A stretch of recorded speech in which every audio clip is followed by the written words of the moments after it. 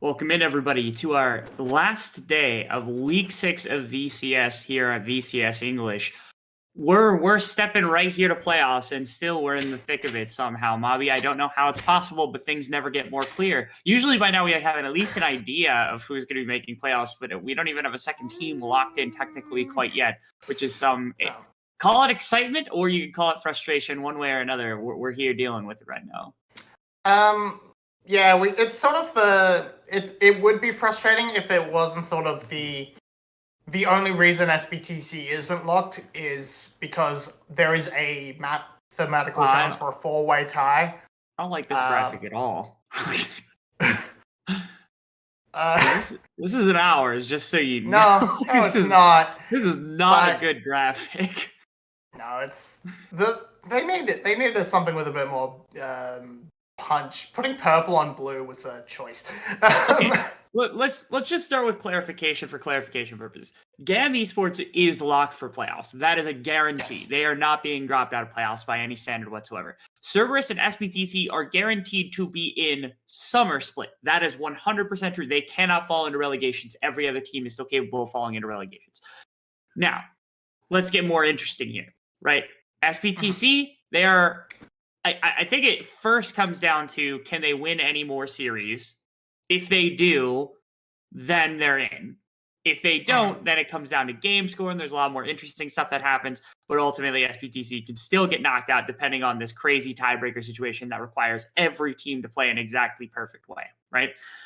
Yep. Cerberus, really close to making it in as well. They're very, very close. In fact, they're probably, if they end up winning the series today, which is our first series, by the way, against Team Wales, which is some exciting stuff. We'll talk about that in just a minute. Cerberus has quite a bit to play for as well, because winning a series here today would put them in a great spot, sitting half a game above SBTC with a much better game score as well, walking into our final week of games. And then, of course, Team Wales, obviously them taking a win would mean that they're closer to Cerberus in the standings, ahead of Saigon Buffalo by an entire series. A lot of benefits here for Cerberus and for Wales, trying to make sure that they don't get dropped out at the last possible minute by either Saigon or Team Secret or Flash, even trying to make some sort of late game push. Yeah, and also if Cerberus wins any series that isn't their one against SBTC, SBTC does get locked into playoffs. Even if they lose all three, all their games from here on out. So if you're an SBTC fan, you're definitely looking for Cerberus to win it out here. If you're a Buffalo fan, you're probably also looking for Wales to win it out here, because it makes Wales' life very difficult in the sense that now they have to beat Buffalo themselves to win if they lose today. But, of course, Wales fans are hoping for their team to win. Shocker. I know. Yes. And if you're just a fan of the chaos, you are hoping for a Wales win, because 4-way ties go we. So yeah. Yeah, the potential for the 4-way tie is the most exciting one. So that's kind of what we're all voting for here, because we can't help ourselves but cause some torture towards everybody. And then in that playoff situation, by the way, it is entirely possible that SBTC, our current number 2 team, gets knocked out based on game score, which would be the most SBTC way to get knocked out of playoffs of all recorded history. We have a whole wheel. At some point, we'll see if we get the graphic up to show the wheel of SBTC, but that'll come later down on the broadcast. But let's talk about today, because Cerberus is super serious today. They have done something I have never seen anybody do before in 2 years. They've started Ego, which is wild to me. That Cerberus all season have had this guy sitting on the bench, right? And every week we're like, oh wow, Cerberus, when are you going to start Ego? When are you going to start Ego? And now their backs against the wall. Now they're in a potential 4-way tiebreaker. They're not trying to get knocked out of playoffs. They've had a bit of a backslide after losing to Box out of nowhere. They're not playing around anymore, Mobby. They're done. They're not playing around anymore. Yeah, they've played Ego twice so far this split. In the series against Box Esports, the first series, and he was absolutely amazing. He had probably the biggest jungle gap that has happened in the split. Then they brought him out again against SBTC when they were losing that series. They did end up losing that series in the end, but so far he has 3 wins and 1 loss under his belt. which means, yeah, he's looked good. He's looked good the whole time. But yeah, we've asked where is he? Why is Shakhtar constantly starting? Is it what is the reason? But I think now that they've had that huge loss to Box, they are desperately putting Ego in, like, stop the backslide, stop the historical back half of the split Cerberus collapse. Yes. And notably also, like, Cerberus has had a rougher last couple of weeks, but I don't think Wales has had the most transcendent last couple of weeks either, because week 5, they had to play against, like, SPTC and GAM, and they actually drove both of those games, both those series to 3 games. Then they had a week where they played TS and Box, so they're winning out in that week. And then the week before, they had actually lost to Cerberus, and they lost to Saigon Buffalo. So, like, Wales has had a pretty rough middle of the split here, where they went from, like, up towards the top of the table after taking some really impressive victories, and now they've fallen down from graces and are really in a position to get knocked out of playoffs here.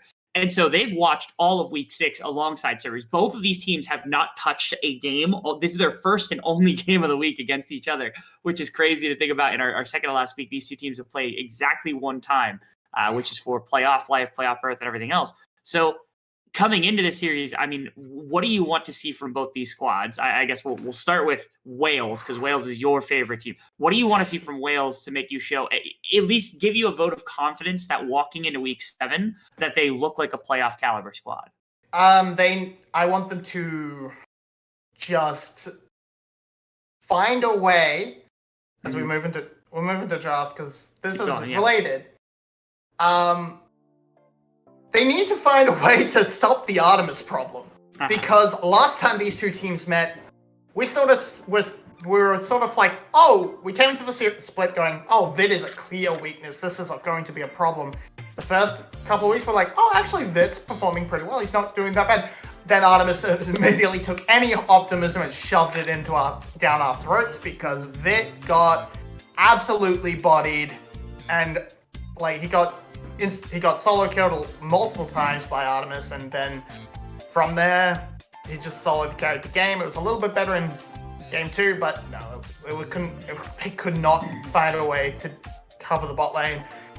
So they need to find a way, but the targeting towards Ego also is a nice move in the early draft for Wales.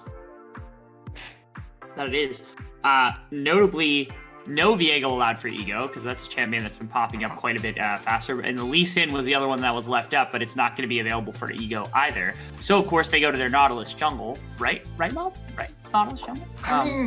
I mean, maybe? No, apparently not. Oh, come on. Ruining my hopes this early on in the draft. Come on.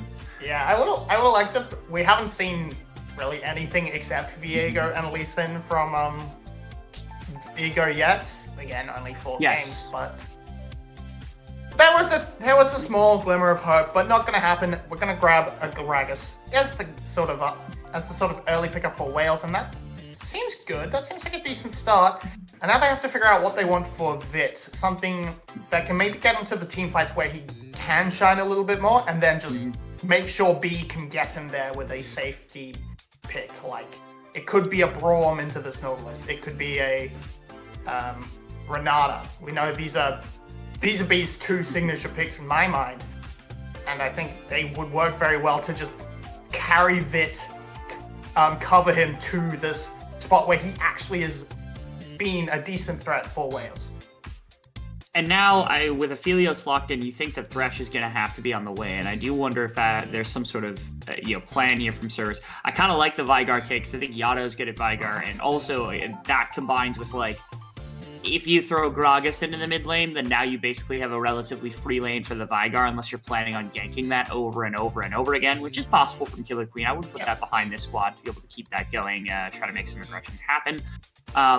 It also opens up bans to bot lane, but you don't know whether to pinch ADC or support both here. I think it's difficult to do both, assuming that Artemis isn't grabbing the Vigar, which would be a very weird and bold thing for Cerberus to bust out of absolutely nowhere to throw the number 1 ADC in the entire league onto a mage would be a radical decision.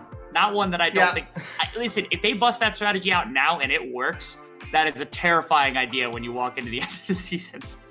Yeah, I don't think it's going to happen on the basis of I don't actually know if Artemis has ever played a mage. I mean, across his entire career, he probably has played at least one, but I do think it's almost certainly going to be Yado's Viger, and we have seen Laurie take the Gragas into the matchup before and succeed against Kati, of all people. He couldn't quite win the game, but it was a fantastic start off, and I definitely think that they're not threatened by this Vega if they want to put the Gragas in there. But they do have to figure out how they want to round out the composition, as does Cerberus. That could be a decent pickup for Pun the Cassante. It's a nice safe blind pick, and this does, I guess, let Wales figure out their solo lanes and get some counter picks. Even though they do have to realize Artemis can dig deep and pull out something weird like a Samira if he wants to. Hopefully. I mean, I'm always big on being able to pull out for the Samira, anything like that, or aggressive picks. I doubt they're going to get anything absolutely insane. I think, honestly, looking at this, I wouldn't be surprised to see if it's Kai'Sa, because there's a lot of members that can kind of jump at you, and so having somebody that can reposition on their own and go auto-attacking, especially alongside the Nautilus, I don't know, something about this draft is screaming that that's going to be the case here, just because they haven't given that information up quite yet. Notably, Nagia grabbing up Gwen. I think Nagia has had solid games on carries and such over the course of the split, and now up against the tank. The two options, of course, were like you go for Kennen or you go for something like this Gwen, and you have ability to kind of rip through everybody. And this late in the draft, Zeri available, which means that Artemis is going to get one of the better late game carries to fight into this squad with. All right. So this is a bit of a fun, interesting stat for Artemis. He's like our best AD carry player, but his Zeri is not very high on the win rate table. Mm-hmm. It is 1 and 8. He does not really like this champion very much, and I think this is a response to the Braum pick. If they went for something that's a little bit squishier or a bit more aggressive, maybe we would have seen a Callista come out and try to go for the 2v2 kill lane alongside Nautilus. But against Braum, that's really hard to pull off. So, and B is the best Braum in the league by a long shot in my eyes. So it's like, okay, we're going to sit back, we're going to try to scale. Aphelios has taken Jinx's banned, Zyra's banned. Crap, what do we have left? I guess we have to go to Zeri, which is not a Artemis champion. No, it's not, but it's very interesting. Normally, we also attribute Ego to being a much more early game jungler. It feels like Cerberus is basically pulled out of the game that we're comfortable with, where it's like Artemis is off the game, Ego's off the game. You're not going to have that same like kind of impact that these two champions are normally accustomed to. And it's going to be a lot slower paced of a game where they're going to be looking to set up for team fights. They're going to be looking for Vigar scaling and Zeri scaling as game goes on. And I think that's kind of wild to see that they've kind of made a bit of a tech swap here, and we're going to see a very different look from this squad. Yeah, well, we're going to have to see how we can break it. Yep, we're on Rift. So we're going to see if they can shore it up a little bit. Vi can absolutely have early impact, so I'm not definitely counting out Ego just yet, but it does feel like a pretty slam dunk draft from Raze. He's made Cerberus uncomfortable, maybe outside the solo lanes, and of course Ron OP on Nautilus, but you're not really too scared by any of these picks. You got counter picks you're comfortable with in both positions, and yeah, actually in all three of those positions. So now you're just hoping that the big superstars of Ego and Artemis, now that they're off comfort, won't have the impact that Cerberus really needs to carry it over the line. Get a chance to see as we step onto the Rift here for the first time. It's our last day. I was going to say it's our last series, but we have one series after this where Team Secret's going to be playing up against GAM. But that happens a little bit later, so we'll get a chance to see that when it pops up. But for now, we haven't seen GAM all week. That's very true. Yeah, we've had like the same 4 or 5 teams play like all of the games this week. We're getting 3 of them, playing in our last couple of days here. You gotta love the scheduling differences that we've seen. For a little bit of time here. I do want to note also that this is not like, again, when you consider Ego and you think about what Ego likes to do a lot of the time, you don't think of Ego as being somebody that plays a much more defensive style of gameplay, but this should probably be Radiant Virtue Vi instead of going for like Sunderer and Black Cleaver and all those items and such, which again is a little bit of a difference, something that we don't necessarily expect. So maybe they've been scrimming, maybe they've been trying some new things, maybe Cerberus, again, trying to show off a little bit of the diversity that we're not super accustomed to. And again, adding that to your arsenal this late into the split is risque, but it is something that is worthwhile. I've been waiting for Pun to pop off on this pick for a while. Again, when we thought about who's going to be good at the Cassante, we all thought that Pun was going to be the one, and he's had some performances on it, so maybe some possibility against Nagia to show off a bit more in this split. Yeah, we're sort of... It's hard to tell where the sort of ego is going to go with the runes choice, because it's sort of an even split on Aftershock, Conqueror, on all the builds, Divine Sunderer and Radiant Virtue. But yeah, the top side, I mean, Cassante, these are honestly, in my eyes, the two best Cassante players in the league, despite the fact that Nagia seems to be cursed in having really, really good performances, but not actually being able to win on it. It's a really low win rate, but his score lines are always really good. He always picks up a nice couple solo kills. So he should at least know very much how to play against the Cassante, and I mean, we can already see he's putting this Gwen pick to good use, and it's not meant to go quite this well for the Gwen this early on. No, I mean, Nagia clearly playing it pretty well, though Ego is now up to top side. Lee Sin's here too. Is attempted play from Killer Queen could be a response onto Ego. With Aftershock, it's really tough to get a winning trade up against this Vi, though. So Killer Queen just grabbing the top side scuttle. Yeah, with Killer Queen in the area spotting him out, it makes it really hard to go for, especially with Pun just not actually being able to really commit to a fight at all. And it should just mean double scuttle for the side of the Lee Sin. He gets to cross over, Ego sort of forced to back away. And this was going to be a small lead for the side of Wales. It's not much, but everything is good when you're sort of playing heavy underdog against Cerberus in the eyes of a lot of people. Yeah, I mean, Wales has been playing so much better this split. With the addition of B, we had high expectations for the squad. I don't know that they've necessarily hit the mark that we thought that they were going to hit with the addition of B, but they certainly have improved quite a bit from the previous split. They definitely... They don't look like the remnants of two of our worst teams in the league, because you've got pieces like Glory and Killer Queen and Nagia that have been on bottom tier teams previous splits that kind of got pieced together. And this squad does not look like a team that was pieced together from bottom tier players or bottom tier teams. It looks like a fully competitive squad of players that if you hadn't seen them before, you'd be like, wow, these guys are pretty good together and as individual pieces. So Team Wales, making a playoff push, especially pushing Saigon Buffalo out, would really be quite an indicator of the competitiveness that we have here inside of the VCS to knock out a team that went to Worlds last year with basically the exact same squad coming back together. And it starts here by beating, again, Cerberus, which is a team that's on a bit of a backslider, or we always attribute to having this weird backslide at the end of the split. So Wales taking advantage of it could actually be a really, really big difference maker for confidence, especially in the eyes of fans and stuff walking into the end of the split. Yato. That's the first play. Nice. Yeah, flash for flash, nothing crazy. Yeah, Flash is traded. That means Killer Queen, as he moves up, gets a bit more experience, makes his way towards level 6, can revisit that lane and find a good opportunity onto Yato.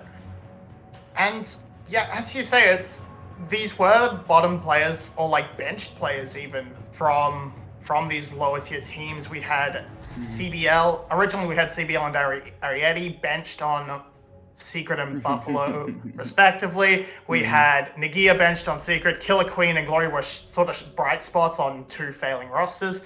And you sort of brought them together and were like, okay, the mechanics aren't bad, but they keep making absolutely absurd decisions in the mid game, and that ruins it all. B has shored those up for the most part. They haven't fully shored up the individual inconsistencies, because I mean, there's only so much one man can do, but it's a good start. I mean, and if this roster sticks together through summer, and maybe we see some upgrades in the positions that are faltering a bit more than others, I mean, it feels like we should be getting a contender, if not a winner. Maybe a Worlds participant, if not a VCS winner.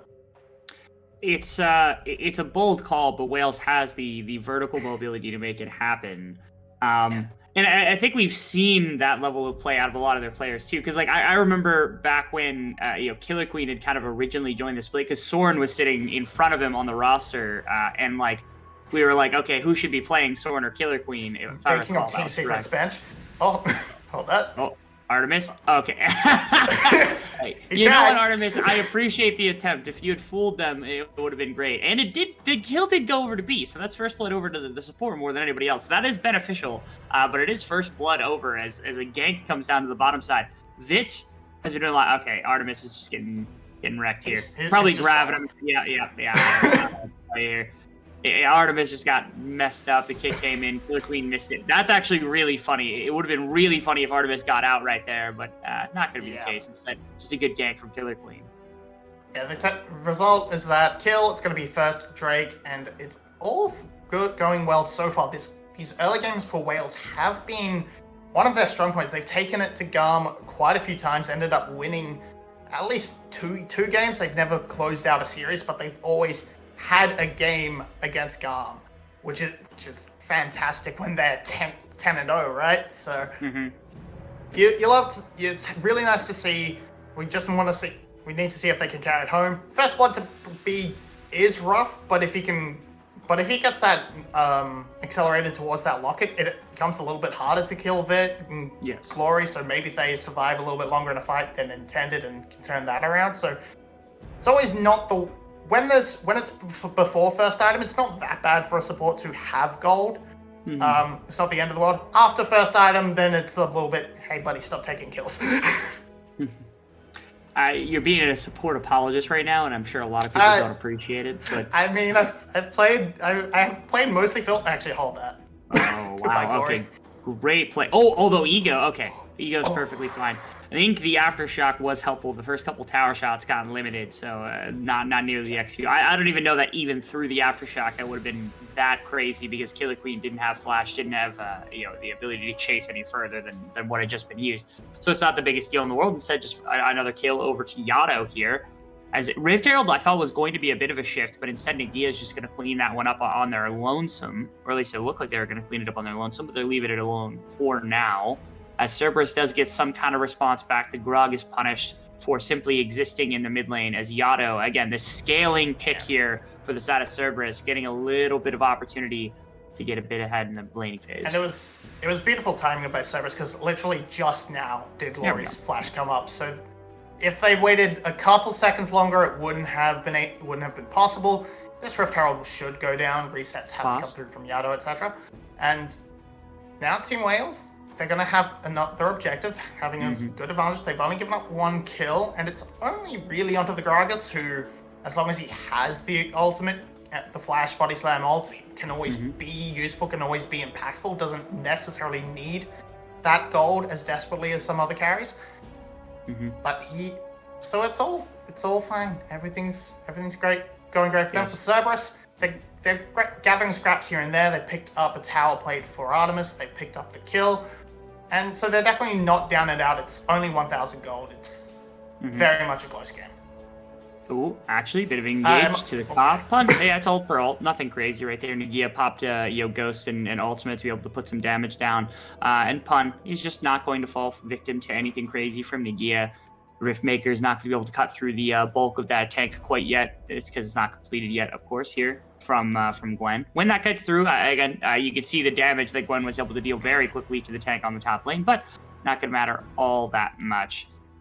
And elsewhere, notably, the other thing is that Rift Herald got traded for a single tower plate on bot side that did go into Artemis, which Rift Herald now only guarantees 1.5 third plates going down, so it's not as valuable as it was previously. If you get 2 plates guaranteed onto your ADC in exchange, I think you take that trade all day. So the one, it's not perfect, but it is at least something that, like, you at the moment you're not going to be responding to that anytime soon. So that you could consider that if you are on the side of Cerberus, that you did get a better, at least gold assignment for the moment.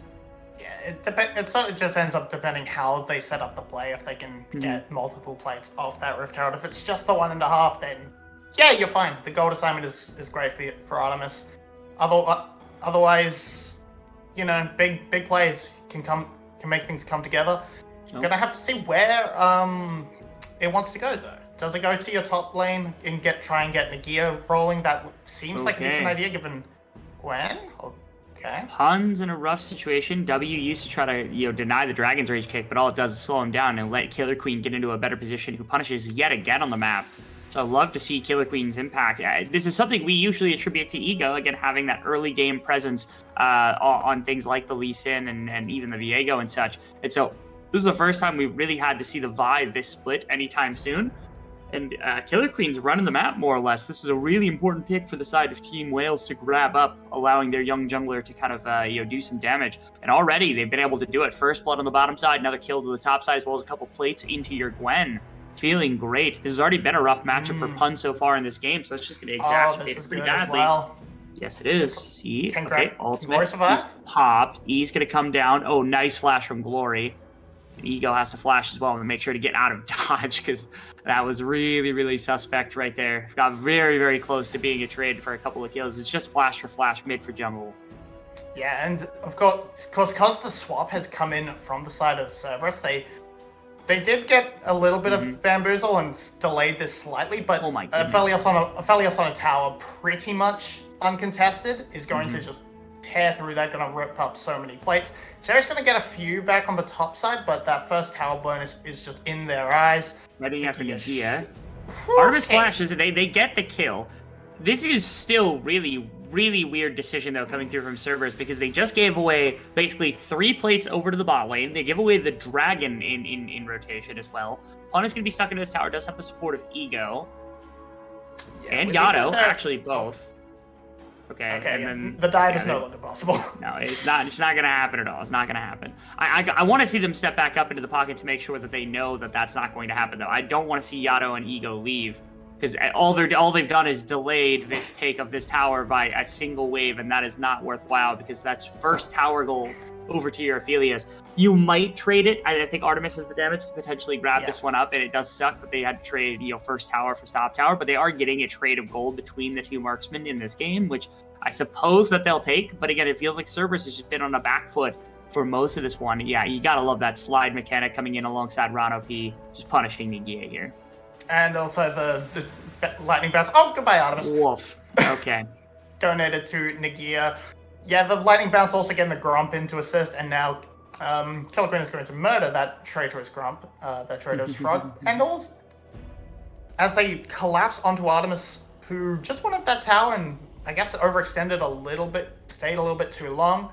Now the lane swaps can come on through. Yato has managed to get a lot of pressure down on this tower, so if a Rift Herald does fall the way of Cerberus, that should fall extremely quickly, as Ron is going to get out. Okay, but Killer Queen absolutely in charge of the map, able to just pretty much walk solo into the enemy jungle and half health for support. This has been a really rough game so far for Cerberus. They are down only 1,500 gold, which isn't an absurd value at the beginning of this game, but being down 2 dragons as well, still having to deal with the fact that there's an Aphelios on the other side, there's a Gwen on the other side that are going to be really powerful as the game goes on. Feels like a lot that they haven't really... They've kind of kicked the can down the road, so to speak, where they're like, okay, we're not going to worry about it because we've got Veigar, we've got Zeri, and they're just not thinking about scaling. So I'm going to make you do their thinking for them. Okay. Does Cerberus outscale in this game? Like, legitimately, do they outscale in this game? I mean, I don't think so. Like you were saying, you have, okay, yes, Veigar scales, but you match that with the Gwen, you match the Zeri with the Aphelios. Maybe you can say their front to back ease of execution is a little bit easier, and that's always nice in a late game situation. But you have to at least put up some level of fight, especially because Team Wales pulled 3 7s and got the Hextech Soul on the map. Okay, that's a pick. Rana P's dead. Yeah, there's not much to be said about that one. Okay, never mind. I spoke too soon. That was a caster first more than anything else, and then Nagia has to go over the wall, takes a bit of damage. Did end up dying, but it took way longer than I think that Team Wales thought it was going to have to take. As Pun's on the other side of the map, they say, okay, go ahead, take the Rift Herald. Rift Herald probably leads to the death of top tower, maybe mid tower, but there's too much push right now. And so I think Nagia is just going to run up top lane and say, I'm going to clear this wave away. Killer Queen, if you want to come drop this top lane, we can absolutely do that. And that's okay in exchange for Pun kind of pushing on the bottom side of the map and getting that one tower traded as a result of this play. And I mean, if the guns line up for Felios, you could try and do the okay. Yeah, Nagia's just going to take this down. I was going to say you could try and bait people towards the top side with the Rift Herald shove and try and make sure that someone has to come, that there's a rotation up to defend it and give opportunity to Vit to break open the mid lane himself, but didn't really have the guns to do the fast tower it takes, so that's fine. Nagia was going to get that for free. You can just move up and drop that Rift Herald in a minute at the Dragon for some priority and make sure you can get onto Soul Point very quickly. You know what's really crazy is after all the chips have landed, you do have a 2K advantage here for the side of Team Wales, which again, it's not the most insane thing at this point, but it is at least a bit of something. Maybe we'll see a gold distribution, but I have to assume the majority of that's probably in Nagia right now. It is a second item Runaan's for Artemis, which is not typically the play. You're usually seeing Navori. If you're going to see a Zeal item, it's usually Phantom Dancer. So the fact that Runaan's comes out is like, first off, it makes Artemis super dependent on ultimate in fights because that you need that on-hit damage. You need that like extra little bits of things. But it's also a massive team fighting thing. This team knows what they're about. Cerberus is like, we're not going to bother with playing a massive macro. Hey, look at that, the gold, as if spoken into existence by us. Nagia is pretty much the only one with a super massive advantage inside of this game. You can see about 1,300 over top of Pun is the big one. Bit of an advantage by Killer Queen too, which I think makes a lot of sense too. Like Killer Queen's been a lot more active at the beginning of the game, getting some plates and things like that to get a bit of a gold lead over top of Ego. Yeah, they're coming back to that Runaan's, you do see 4 melees, and Aphelios does like to get close up in his team fights, so it's a fine choice. It's going to be pretty hard. I'm interested in Vit just foregoing the Bloodthirst a second and just trying to maximize damage. I'm a huge fan of it. It might not actually be the most ideal, I don't know, but it's the Giga Chat move, so we love to see it. I guess we're just waiting for Killer Queen and Glory to find their angle, because Ego has the sort of move into the pit right now, but it's just posturing. Where's the Rift? We got that NA Ram here popping out as fast as possible. The Event Horizon's just fishing for what they can. There's the Rift Herald getting dropped here by the side of Team Wales. Okay, big Q coming in. Going to be able to grab somebody on the front line, and that's Gwen who gets removed before anything else. Now, Pun on the opposite side does also get but Yato actually locks everyone in a box there for just a 10th of a second, and that is sufficient to put some damage down into Killer Queen, potentially get some space back here for the side of Cerberus. There's not many ultimates. Artemis didn't even pop ultimate right there, which I think is big. Neither did Ego, which means that both of them have big team fighting kind of aspects that have yet to be used yet inside of this fight.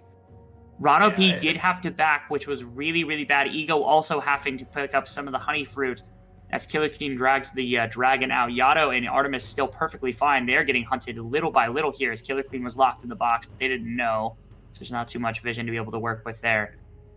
Ultimately, the 2 top laners being traded ended up not really leading to much, as both of them will be back on the map immediately. Teleport from Nagia to bot lane to pick up that massive wave. Yeah.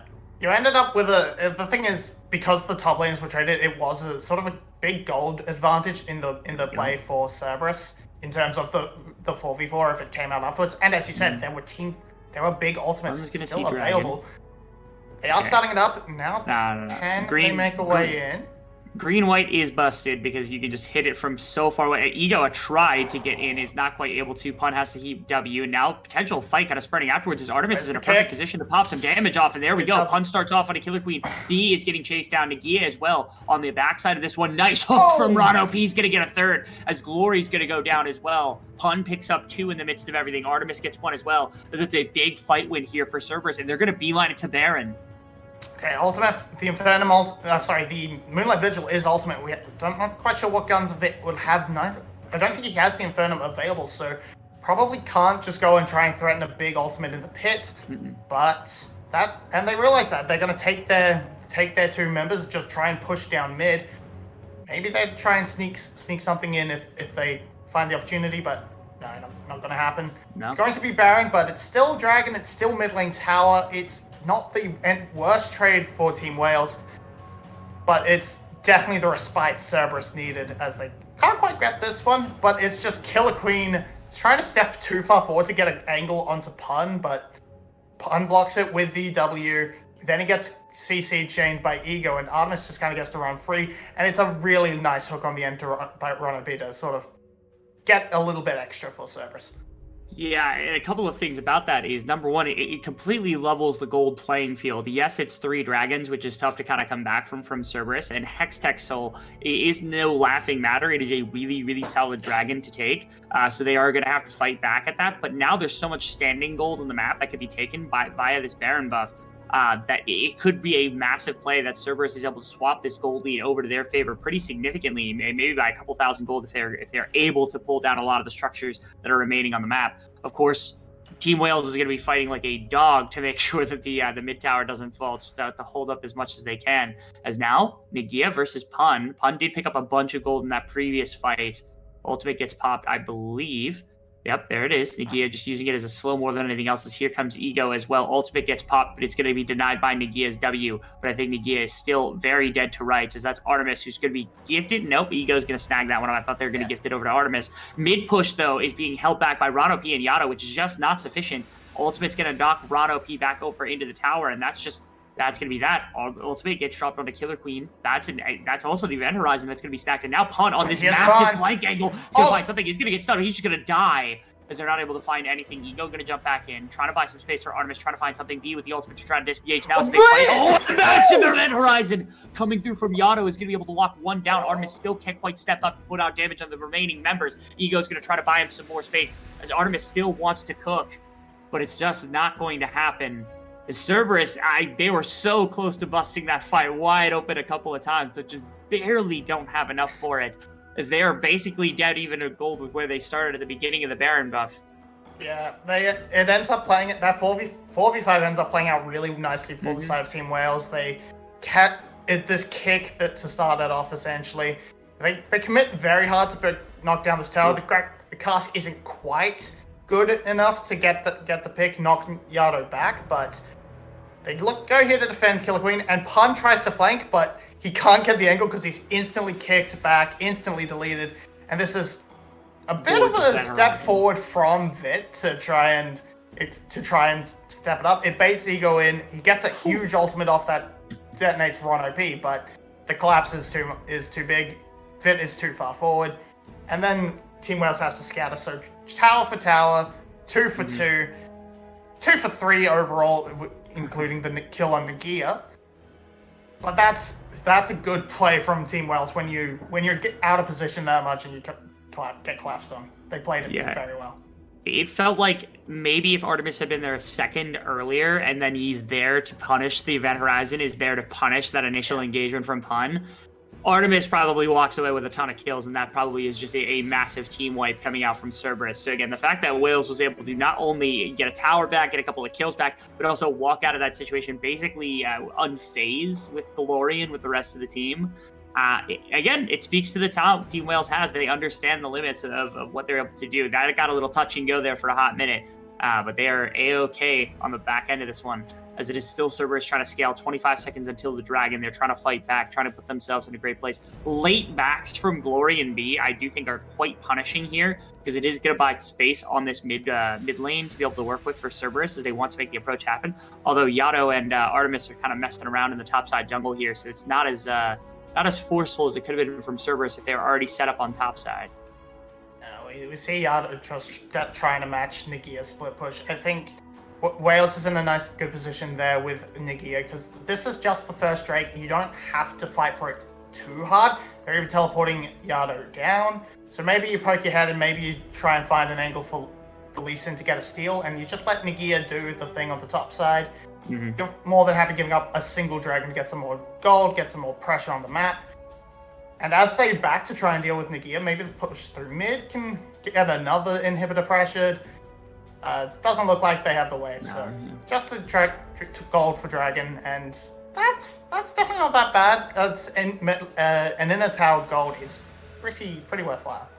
couple of camps being taken as well, but there's a bottom wave that got picked up here by Pun that should be pretty valuable to what they're going to attempt to try, because they're trying to get Pun much tankier. The person cutting through him more than anybody is Nagia, and Nagia has been a beast inside of fights, so they can get a magic resist stacking beginning here on Pun. They will start to be a lot better, start to be a lot harder to try to rip through, despite Nagia's very strong builds. But ultimately, we're landing in 3-item, 4-item territory for carries here already. Like, Rabadon's is almost done now for Vigars. You've got 3 items already completed on Zeri, maybe Guardian Angel up and coming because the stopwatch is already done for Artemis.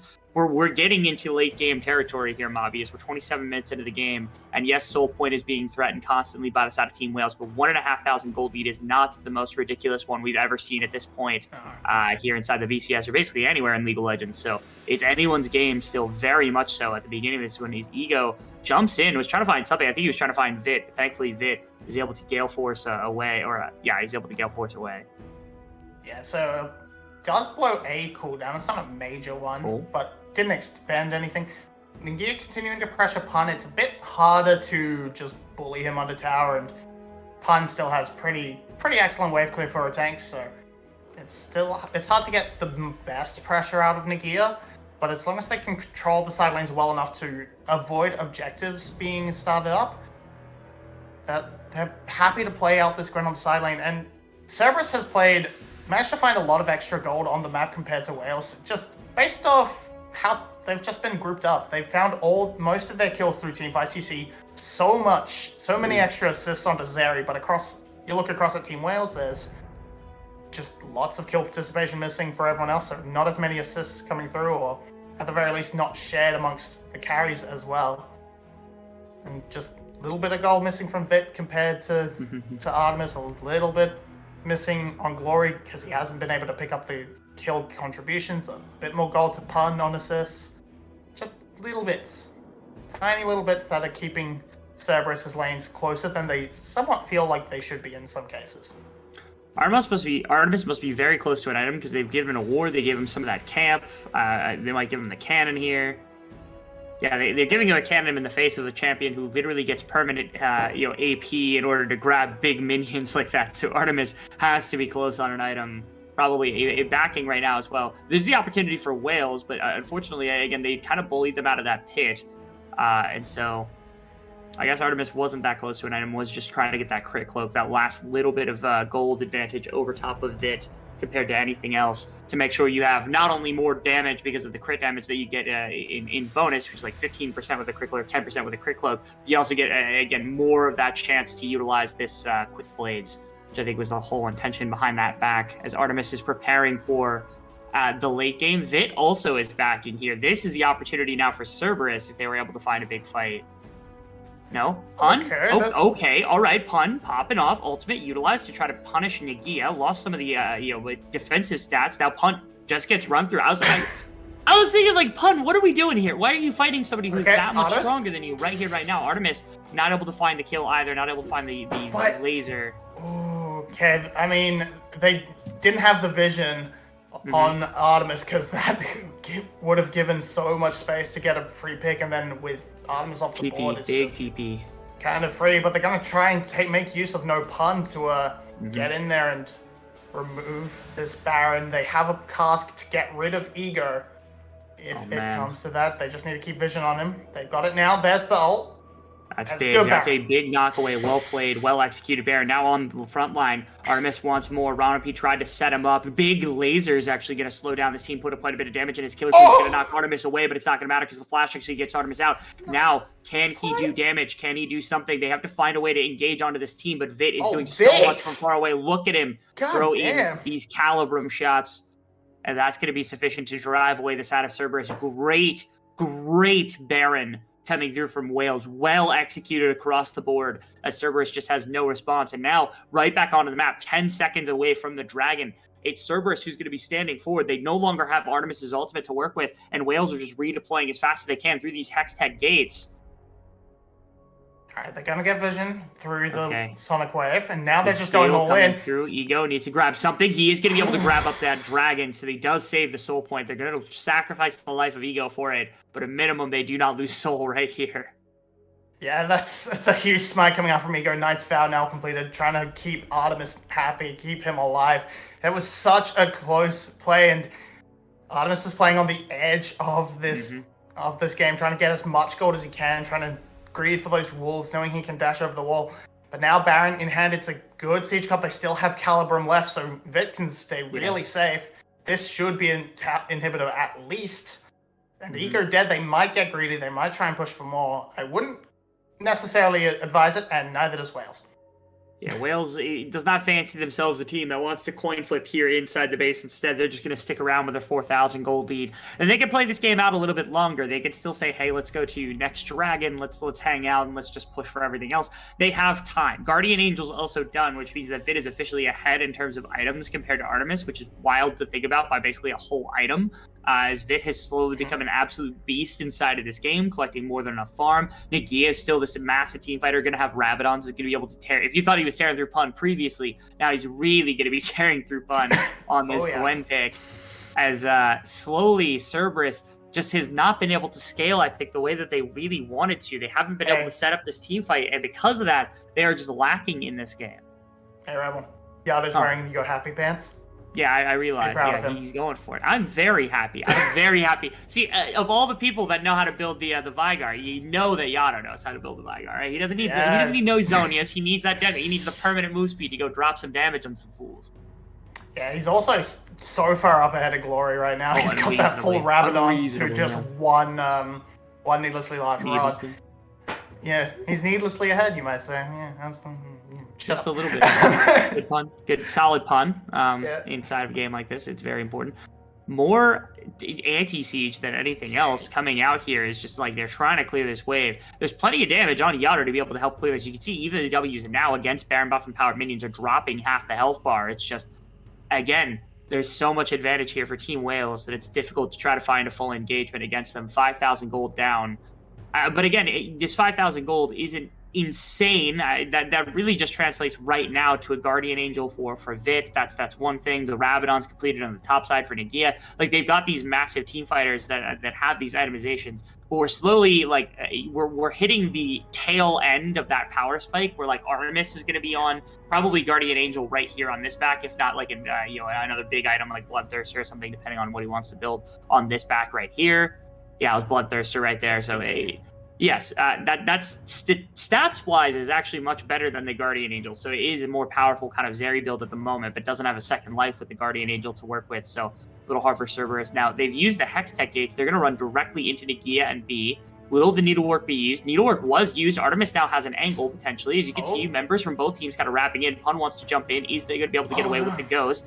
And Vit, leading everybody from behind is just going to follow up everybody, but nobody full engages from Cerberus as they're trying to capture this top side. They're trying to break down this top tower. Not going to be able to do so quite yet. Yeah, it's almost impossible to siege without Baron. The Vygar does too much. The Event Horizon can just block minions a bit too far away.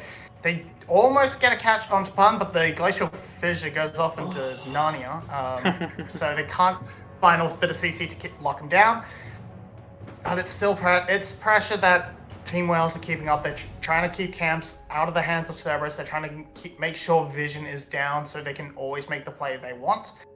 Baron will be up soon. It's at the same time as the Hextech Dragon once again, so they might be annoyed and forced to make that same sort of trade as they did last time, but I wouldn't be surprised if it's just more Team Wales having that vision set up to stop Cerberus trying to go for the Baron, and then try and make sure they can leave Nagia on the Dragon to take it down. Solo, if possible. Okay. This is all right. They're just trying to get mid control to the best of their abilities. They have to shove it up for a lot of purposes. Nagia's here on the side as well, trying to start some kind of fight. Could find an angle for the Needlework. Is stunned up. Is one. They find an immediate pull, and that's going to be Glory who gets stuck out of a bad situation. Now Pun getting pulled off to the side as well as Ron P goes down, and that's going to be Nagia at the front line who does so much damage. Got to get out in some capacity. That's going to be one. Artemis went down in the midst of all of this. Yada is still alive as one big damage dealer, but already dumped basically everything into this fight. And now Team Wales has complete jurisdiction over everything. As that's Team Wales probably just winning the game right here, right now. They've got the soul point. They've got this insane Aphelios. They have to be careful of Ego. Glory, you have to make sure Ego can't make his way make the way to the He's, pit. he's not gonna get there. There's enough damage. There is enough damage. Never want to risk that. But Killer Queen managed to outplay this. This is a thing from Glory I wanted to criticize at the start of the game, but never found an opportunity. No mercs means he's able to be CC'd for such a long time, but a beautiful kick from Killer Queen forces all the defensives out and puts him into a really rough spot where he's able to get picked off finally by that explosive cast from Glory. Almost the only downside is you got Artemis at the cost of Ego being knocked to safety, but hey, that's worth it. And now you've got 5, get Baron. It was really unreal just how well that they were able to execute on Artemis. Even though Nagia didn't really hit him at the beginning, that Baron is just dead. Oh, what an ultimate too. Ego getting knocked aside and not being able to kind of enter the pit whatsoever is going to be denied once again, as that is a soul point and a Baron here for Team Wales. Everything stacking against the side of Cerberus. They have to work so hard to get out of this situation. It was even crazier because, again, Killer Queen did absolutely no damage, and even the reposition didn't end up doing all that much. The problem was Artemis got knocked so far forward that Nagia had an angle on him. And when that happens, again, Gwen in general is just one of the best flanking team fighters in the game. I've said that since her inception. And you saw why right there. Because, again, if you tag multiple people with needlework, she just rips people to shreds, which is exactly what happened. It took one stacked Q from Nagia just to rip through most of the health bar coming out from Artemis in the midst of that fight. So it wasn't even the kick. It wasn't anything like that really did it. It was everything else that kind of compounded together. As Cerberus didn't even burn everything. Like, the stopwatch is still available for Artemis. Artemis could have potentially stopwatched the kick coming out from Killer Queen in the midst of all of that, but thought that was going to be a sufficient fight. So instead, saving their tools for this upcoming fight that could come through. There's Glory over top of the wall, going to try to find something. That's so good. Almost immediately dead member here coming out from the side of Cerberus, as that's 2 down in one fell swoop. They're dead. Like, Yato has to go in his own. He's just trying to find something. Big play from Pun, but again, they just don't have the damage anymore to be able to take this fight. As Wales, from minute 1, have just been in complete control of this game. And with that, they're going to walk out of game number 1 with a W, putting Cerberus in a really tough position now. Yeah, they took Cerberus, they put them on an uncomfortable draft where they don't have that as much pressure in the jungle. They don't have that winning bot lane. And from there, Team Wales was able to play it pretty calm and collected. They stumbled at times, mostly due to good plays coming out from Cerberus. But because they were able to get that very strong early advantage, those slip-ups didn't mean all that much. They always had that Dragon Soul. They had that Dragon Soul point very early, and it meant they always had the pressure. They always got to run the map, and then that's an absurd amount of damage from Gwen. But love that. Yeah, you see, it wasn't a dominant game, but it was a controlled game. Yes, it was. Wales, again, the fact that they took a composition and they were like, okay, let's take them off of early pressure. Let's make them team fight. And then let's pick champions that do well enough in scaling that, like, our early pressure will kind of amount. And honestly, the whole game was more or less kind of posted on Nagia. Nagia not only ran the 1v1 at the beginning, also kind of absorbed a lot of the pressure that was coming through that was being generated by Killer Queen at the beginning of the game. So, like, again, Nagia also taking resources and then using those resources at the end of the game to just absolutely devastate people. Nagia was a stud in this one. And, like, the fact that they built around this player when you've got a bunch of players that you could kind of, we think of Killer Queen, we think of Glory being a big hero, we think of Vit being really, really good at the beginning of the split. Very seldom do we think like, oh yeah, Nagia is the hard carry. But this was a game where they built around Nagia, and that was definitely a rock that they were able to kind of live on forever. It absolutely was. He's come a long way since being the designated Pun at home, the tank player. And this time, he was able to pretty handily beat Pun in that 1v1, had that counter pick, of course. This time around, we're going to have to really see Cerberus go back to the drawing board, try and redo the draft in a way that gets them what they want. They should be on blue side this time, so that should make it a lot easier for them. No chances of having that Lee Sin taken away, which is Killer Queen Lee Sin is absolutely fantastic. Maybe you can get that for Ego. We're going to have to see what they come back to, because they need a whole rework. Now, hold on a second. One quick question before we go to break. Does Ego stay in, or do we go back to Drakthar? See, Ego didn't play that badly. He just didn't ask that question. Do that much. So I'm getting there. I would say keep Ego. Okay. Just Don't pick Vi. I don't actually think Vi's good. Okay, new champion for Ego. Let him play a bit of his own style. One way or another, we'll be back in just a couple of minutes to figure out how this series is going to commence, whether or not Cerberus continues on their late season slide, or if Wales is going to take take an L, and we're going to go to game number 3. We'll find out quick.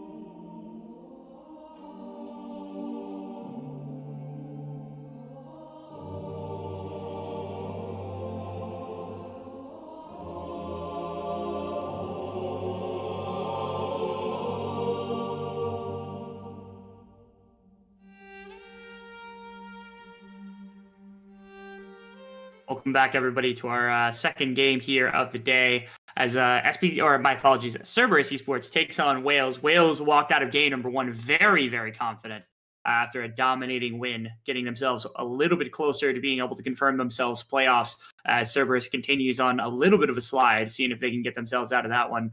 I don't think I introduced us. I'm Rebel Fox. This is Mobby. Once again, back here. Yeah, we've been around the block, right? Like, you know who we are at this point. If you don't, I don't care. Like, so, yeah, names are down there. I've been doing this for years. You've been doing this for years. Like, if you don't know us at this point, you just don't get to know us. That's fine. I don't care all that much. We're just here to talk about League of Legends. Yeah, and I mean, with League of Legends, we definitely say that what we saw was a much better showing from Wales than that of Cerberus. Cerberus looked very uncomfortable, and that was down to an absolutely fantastic draft from Wales. They read the team like a book. They knew who to actually target in the bans. It was Artemis and Killer Queen, and sorry, not Killer Queen, Ego. They set up and forced them into, all right, we want you to play this style of composition, and we're going to ban away the champions you're good at in that style of composition. No Jinx, no Aphelios. You're playing Zeri, and you're bad at Zeri. And lo and behold, it wasn't that bad at Zeri because it's still Artemis, but it was definitely not a monstrous performance in lane to get a big lead, and the team fights were just okay. Yeah, I remember when the champion came out and we were all just like, oh, wow, Artemis is going to go crazy. And then Artemis didn't. And we were like, huh? We thought it was going to be a guaranteed W for Artemis. And then it ended up not being the case. Artemis doesn't prefer that champion compared to others. He doesn't know how to press Q. He only has right clicking. I think it's you don't get to go forward as much as you want to on this champion. And again, Artemis is somebody that I always attribute to being like, he wants to just go. Like, he doesn't want to wait for somebody else to engage. He doesn't want to play a front to back. He just wants to kill everybody here and now, which is, he's like an assassin player of old more than anything else, which is why it's always exciting to see when he kind of pops off and does some crazy things like Samira or any of those.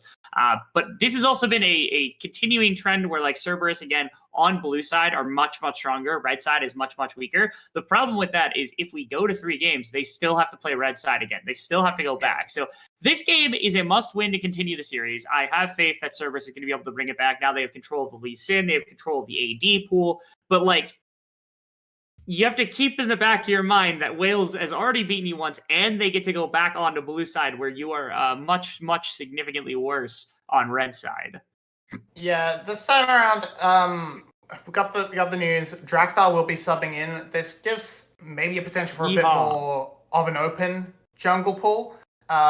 Maybe there's a bit more variety of what he can play, and that's why they've been starting him for most of the split. But he's coming in.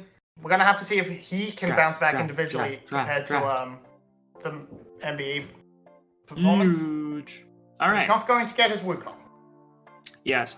Now, I am a bit interested in this because if this was only a performance thing, it makes some sense because it's like, okay, Ego didn't have the greatest of game number 1. He kind of got bullied at the beginning of the game by Killer Queen, so it doesn't shock me all that much.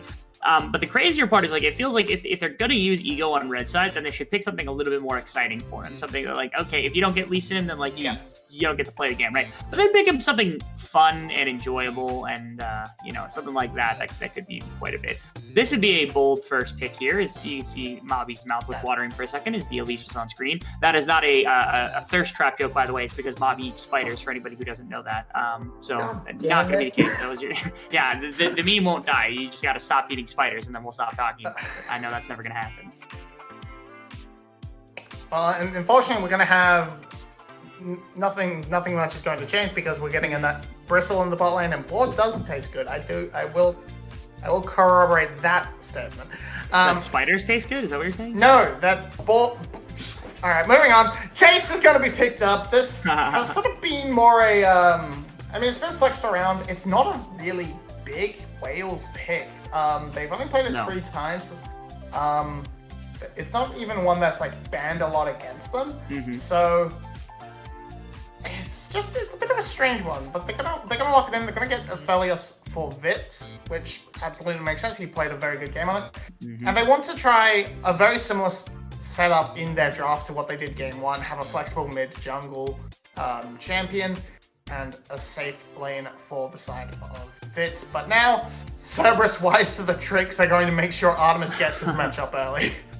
Yeah, they get a couple of kind of pivotal things. Number one, Artemis gets the Jinx. They're going to grab up the Nautilus. I'm assuming this is what they anticipated getting in the previous game. And also grabbing a flexible for pun, but I actually imagine it's going to go to Drakthar because I really like seeing Sejuani for aggressive junglers. I think it can do quite a bit if you've got the right matchup and you've got the right setup. So here, control of lanes and such for Drakthar as well, and a very tanky, bulky champion that still has a lot of value as the game ticks on, is really good. This would be of interest because this has kind of fallen out of favor a little bit, and it would be a Killer Queen grab. Okay, interesting. Not been the best for anyone, really, especially since the nerfs came through. No one's really figured out exactly how they want to build it. There's a lot of demonic embrace rushes still. Imperial Mandate. No, there's been an Imperial Mandate, but I'm feeling But we haven't seen the Moonstone. We haven't seen. I don't think we've actually seen anyone go full tank Radiant Virtue. We probably have, but it's definitely fallen out of favor. Technically, it's flexible to multiple lanes, but very unlikely to see that coming through. And there's the respect coming in on Tiato.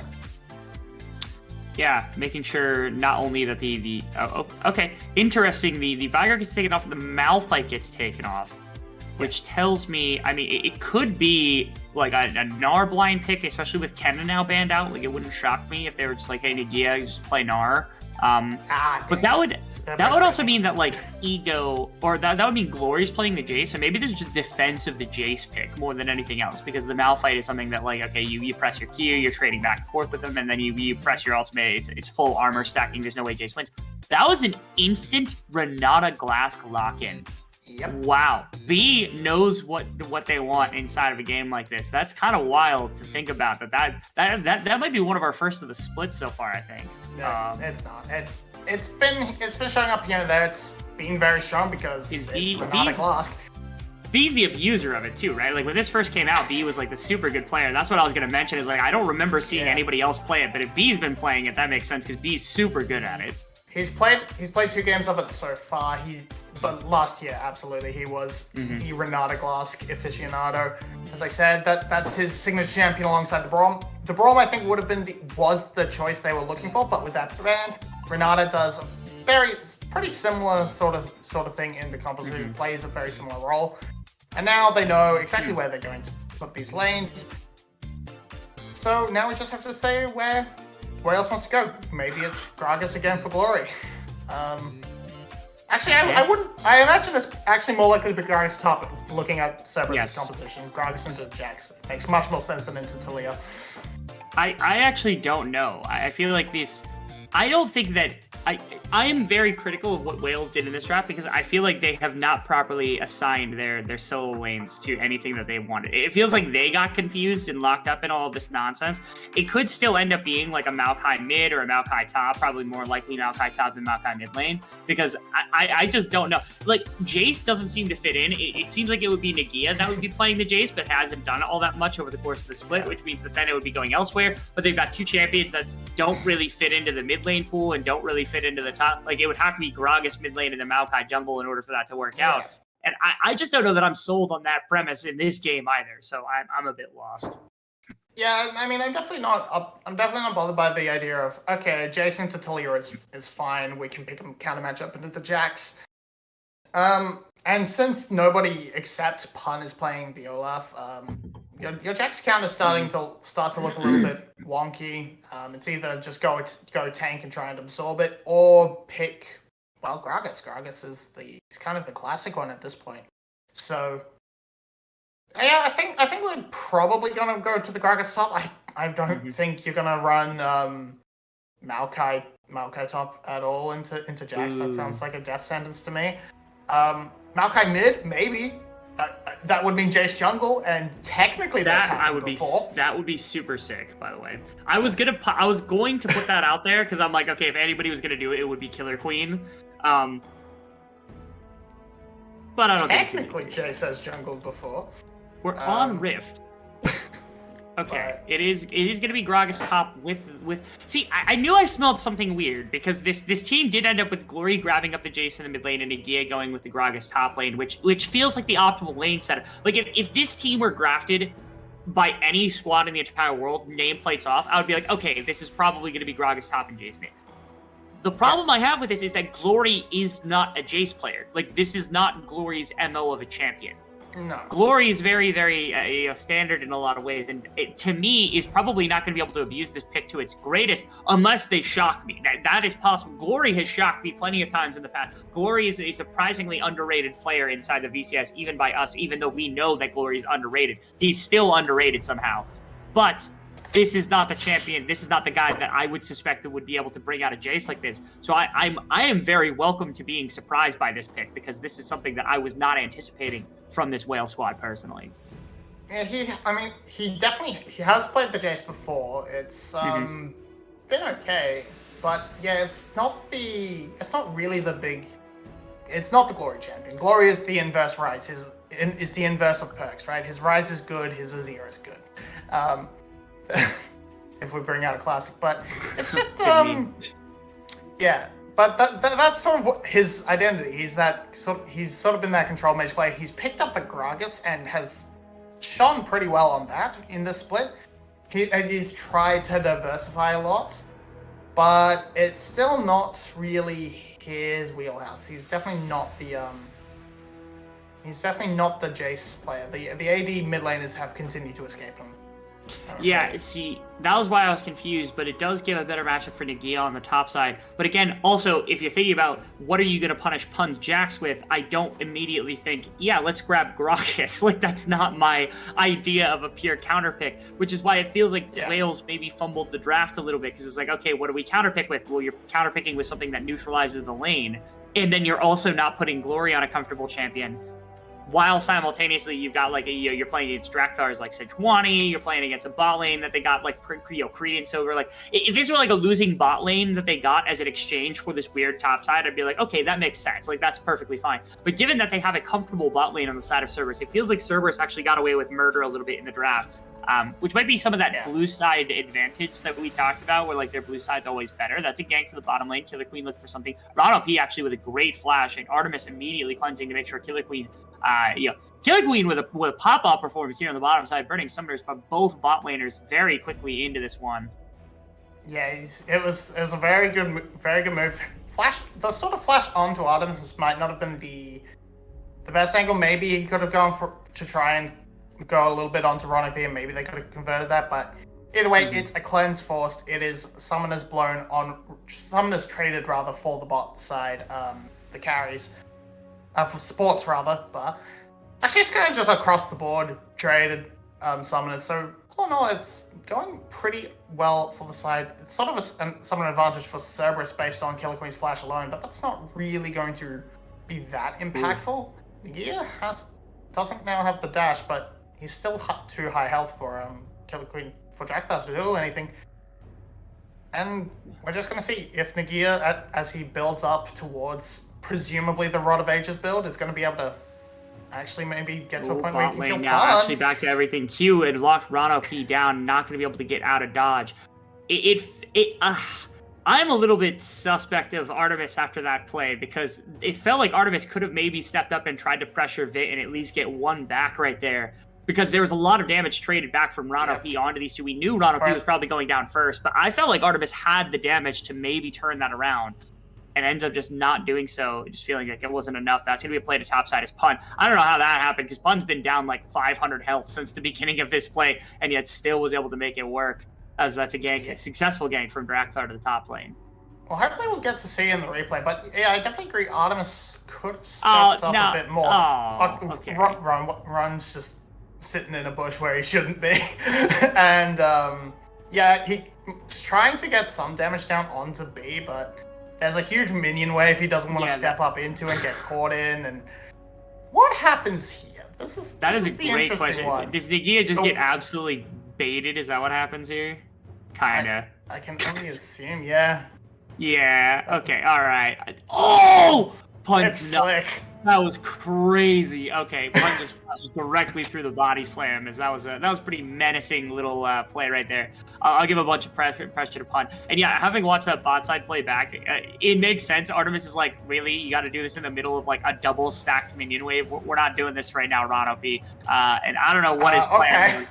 Okay, big play to the bot side as Yato is going to lock these two down. Good shove, actually gets B right back into the rest of the team. Rado P tries to find something he's going to lock down Vit, because it's just going to be a kill given over. B should get cleaned up by Artemis, and yes, that's going to be the case. Yeah. A flash also burnt from Vit, so great roam from Yato right there to punish this bot lane here from Wales.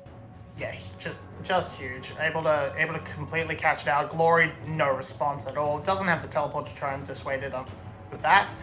Vit went back for the wave, so he's going to actually be underneath the tower. Now Rado Peaks trapped on the traps, and Artemis is going to grab that up. It is going to be a trade 1-for-1, but I don't think that matters because it is an extra plate. Now 2 kills on Artemis. You're taking that trade all day.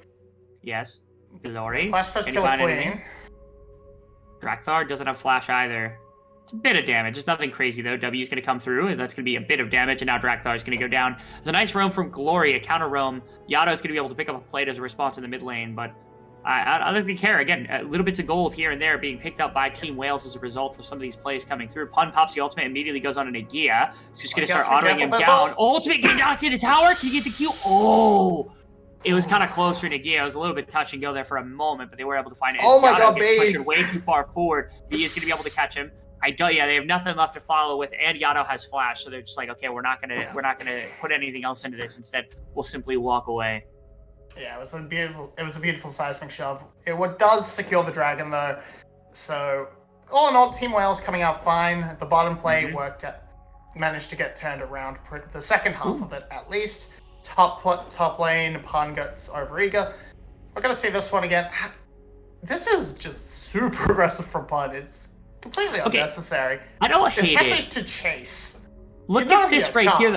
Oh, I think if he stays autoing, he stepped back because he was worried he was going to get hit by that by the cask.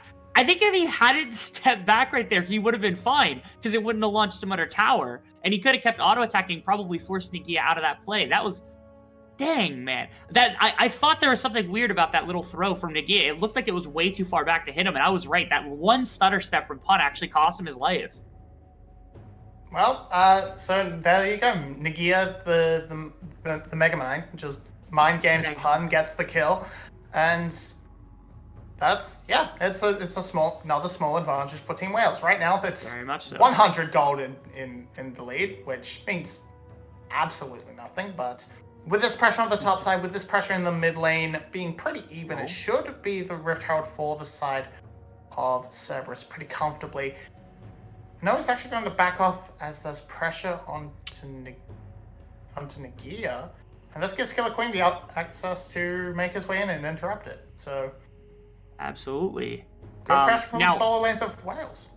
There is a Yato on the bottom side. That could be, okay, that's an ultimate to be able to get on top. And Vit will die. There is absolutely no question. Great attempt with the Moonlight Vigil right there. Might have actually done enough damage to put Yato under some decent stress, but not going to matter. And if the Rift Herald gets taken, again, Artemis is actually taking bot side towers on his lonesome, so that is certainly a good enough play that's going to be warranted. Although B now with ultimate actually is a decent threat to Artemis to potentially force him underneath the tower, force him to auto attack him. So it's probably just the one plate that ends up coming through more than anything else. As Team Wales is going to take their consolation prize on the other side of the map, the kill and the plates going over to Artemis in exchange for this Rift Herald.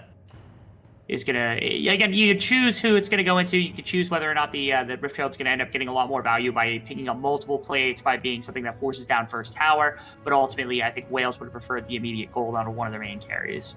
Yeah, I think I would be trying to put onto Vit, and lo and behold, hello Vit in the top side. That's exactly what they want to do. This makes a lot of sense. He's not that far behind in sort of kills, but he's fallen behind in CS because he's been killed in return. So get some gold back onto him. Try and keep this Aphelios okay.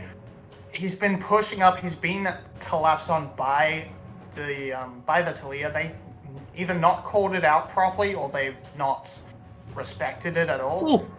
And this means that it's been 2 very good plays into the bot side. That's given a lot of gold over to Artemis, 3 kills and 3 plates. And this Jinx is definitely going to be a threat, and Artemis definitely knows how to play the Jinx. Yeah, the one biggest of issues is that Aphelios, especially with like Calibrum, can contest your position, and Jace can do exactly the same. Like you've got like damage from decent distance from Killer Queen with saplings, ultimate, Nagia's barrels and stuff can kind of drop damage. So you do have to dance around a bit of a minefield if you're Artemis, but having 3 kills at the beginning of this one is a really, really big boon that they didn't have in the last game. There's nowhere near this level of gold advantage coming through from Artemis, who is just kind of popping off in this game. See if that continues to kind of compound into plenty else. As it looks like Artemis was able to match what the damage of the Rift Herald was on the top side of the map, pick up 2 solo plates here on the bottom, almost pick up 3. Actually might get 3rd now. There was backup, but they weren't close enough. I think B could have easily like flash queued, flash ult if they aren't tracking it properly. So that means the tower's not going to get struck. Artemis instead just going to walk up river alongside Drakthar and Rana P. Maybe look at mid lane. I don't really know. It feels like they're just meandering at this point because they have nothing better to be doing. Yeah, there's the objective is up soon, so they want to try and maintain this river control in the bot river. Maybe try and make a play onto Glory as he steps up to farm, and maybe if you choose the wave, you see Drakthar move forward. But nothing really come of it. So Team Wales are actually going to find the reset before the Baron. And yeah, maybe Nagia. Okay, that was okay. All right. Bit of boldness. Barrel comes out. I like the idea. It was flash for flash here. I think Pun had legitimate threat, but again, the ultimate was there for Nagia to disengage or even just re-engage. So, Pun respecting Nagia's damage on this Gragas, making sure not to just full engage, instead just burning that flash right before a big fight. Top lane is not respecting the opponent's towers in the VCS, name a more classic duo. Because that's kind of what happened to Pun first time around. Okay, Killer Queen's going to take a bit of damage. He's building pretty healthy. He's building the full tank. So this isn't going to be too much in the end. Plus, mid lane. That's going to be an issue. Okay. Oh, never mind. Glory's insane. Ignite. Yana's insane. Yeah. I have to give props because again it's phase rush, but that's not going to matter. As mid lane, there's a fight brewing. That is going to be a dragon, but a play from the backside does mean that Rana P is going to be able to get onto B. As B is not going to quite get dropped yet, but that means that Vit is going to have to go into the Renata W. He's going to live because he gets the kill against Drakthar. And that means everyone from Team Wales walks out. Look at that. Both bot laners sitting on 200 health, and that's all they've got remaining. Yeah. Way more damage dealt. Okay. This is huge from Nagia. He walks down. He's going to lose a lot of damage onto this top tower, but he pretty much saves the play in the bot side. So, but with resets, with the damage done, it's actually going to be so much gold back. Glory, he stepped up too far. That's not much he can do. He almost gets away, but Ignite is a summoner spell, and that takes him down. This, though, it looked like disaster, especially when the hook lands onto Vit. Actually, sorry, no, it landed onto B. I am just blind, apparently. And, B gets away. There's a good interruption from Killer Queen to stop Artemis getting that last hit, and then Vit flashing over the wall to make sure Drakthar falls down and the bailout comes on through. So yeah, I think in order to live that, Drakthar had to flash up, and in order to do that, you had to press yourself against the wall, so you subjected yourself to a handful of auto attacks, which was more dangerous than trying to flash into B and just saying, okay, the Renata can't kill me, but didn't break enough distance or vision for Bit to not keep auto attacking during that Renata W. So again, not super hard critique of Drakthar. It was a tough situation with Nagia slipping in on the backside, and like you had said, bot and top lost 4 plates apiece. Like, look at the plate gold that got picked up by Artemis and Pun respectively. Both of them got so much. As Nagia was actually pressuring for first tower right here just seconds ago, and Pun's going to see that is just nonsense conjecture. So he should be able to challenge Nagia's positioning here, make sure that first tower does not go down. Yeah, it should fall pretty easily if anyone comes up there to put some pressure onto Pun. So Killer Queen make his way up there. Nagia doesn't have the mana, so he wants to reset, but he's gonna lose the tower as a response from that, almost guaranteed. Which just means, and with the reset from Glory coming in at the same time, it should be 2 towers to the side of Cerberus, and that'll be a big gold swing for them, just in time for this Rift Herald. Yada can cross the map pretty quickly with that Weaver's Wall and the passive, of course. So big gold injection, easy ability to contest this second Rift Herald, and well, what is Team Wales going to do? They can maybe try and pressure mid. They can try and look for the fight, and realistically, the fight's all they can really do. But if Cerberus doesn't give it to them, Rift Herald is kind of a mediocre prize at this point. It's not huge. And the gold advantage that they just got from on Jax, and then again, the plates, but also the tower that got put onto Yato means that all of their carries kind of got a bunch of gold right there. Rano P ends up getting ulted out of dodge. Nothing crazy. Maokai ultimate popped as well just to try to disengage. And the Rift Herald isn't even really a prize right now as they weren't even damaging it. That was a big shock blast. Although stunned up is Glory, who's going to get popped in the air by Rano P. Ultimate from the Renata is going to prevent anybody from following up as Artemis is going to take so much damage. That's a Gravitum who's not quite going to kill Artemis. And blocked away. He's not. In the backline goes Pun. Pun can't do enough damage. Moonlight Vigil is going to do a little bit as everybody on Cerberus this time gets dropped below 300 health, but nobody is going to go down. It's so close from Wales popping off during the course of that fight. Both sides had their very, very big moments, but ultimately no one goes down. Yeah, so many tiny things just not able to get onto Artemis. A shock blast. Body blocked as well. A beautiful knockback from Killer Queen to stop Pun's Leap Strike Counter-Strike. It does mean, but with the health leads on Yato and Drakthar in particular, they can move to this Rift Herald. Killer Queen can't really contest it. Cerberus had the resets first. Dragon is going to be the Chemtech Dragon this time around, so it's not going to be as big a win condition for Team Wales to rely on. But it does mean with those two first strikes in hand, it's at least 10 more minutes you can maybe use to buy some gold as you just palm away the dragons. Caught me in the middle of a yawn right there. Not to say that this game is boring, just to say that I'm very tired because I'm a sleepy man. Not going to matter. Hopefully this team, if we get more fights like that where we get no kills, it might actually put me to sleep, but I'm assuming that's not going to be the case for the entire game, where we're going to get more excitement given the way that these last two fights have gone with everything being so close. As Rift Herald for Drakthar gets popped up in the mid lane, actually counterattack from Killer Queen, who pops the ultimate as well. Not going to get caught up. Into the middle of the team actually goes Rano P, who just gets absolutely eviscerated, gets the ultimate off at the last possible second. Nagia now in Renata W is going to go down too. And Yato on the backside of this fight is going to come in like a wrecking ball to be able to help out the rest of the team. I think that shove was so close. If he gets B right there, that is almost certainly a devastating team fight loss from the side of Wales. They're going to lose mid tower anyway. Probably going to lose Dragon. Ultimate comes through. Yato wants to re-engage. Almost finds it. B's flash goes down. Now they're going to go take their complimentary, but they're going to take the Dragon. They're not going to go for anything crazy. Looks like Glory's going to clean up top tower in the process. So it is a winning play for Cerberus. Not by a ton, but they are going to be able to clean up a bit. Yeah, it's really rough because they get everything blown onto Rano P, but that's just the support, and the counter engage is just simply so much better. If the reset comes through from Artemis, that lets him easily cut down the next person.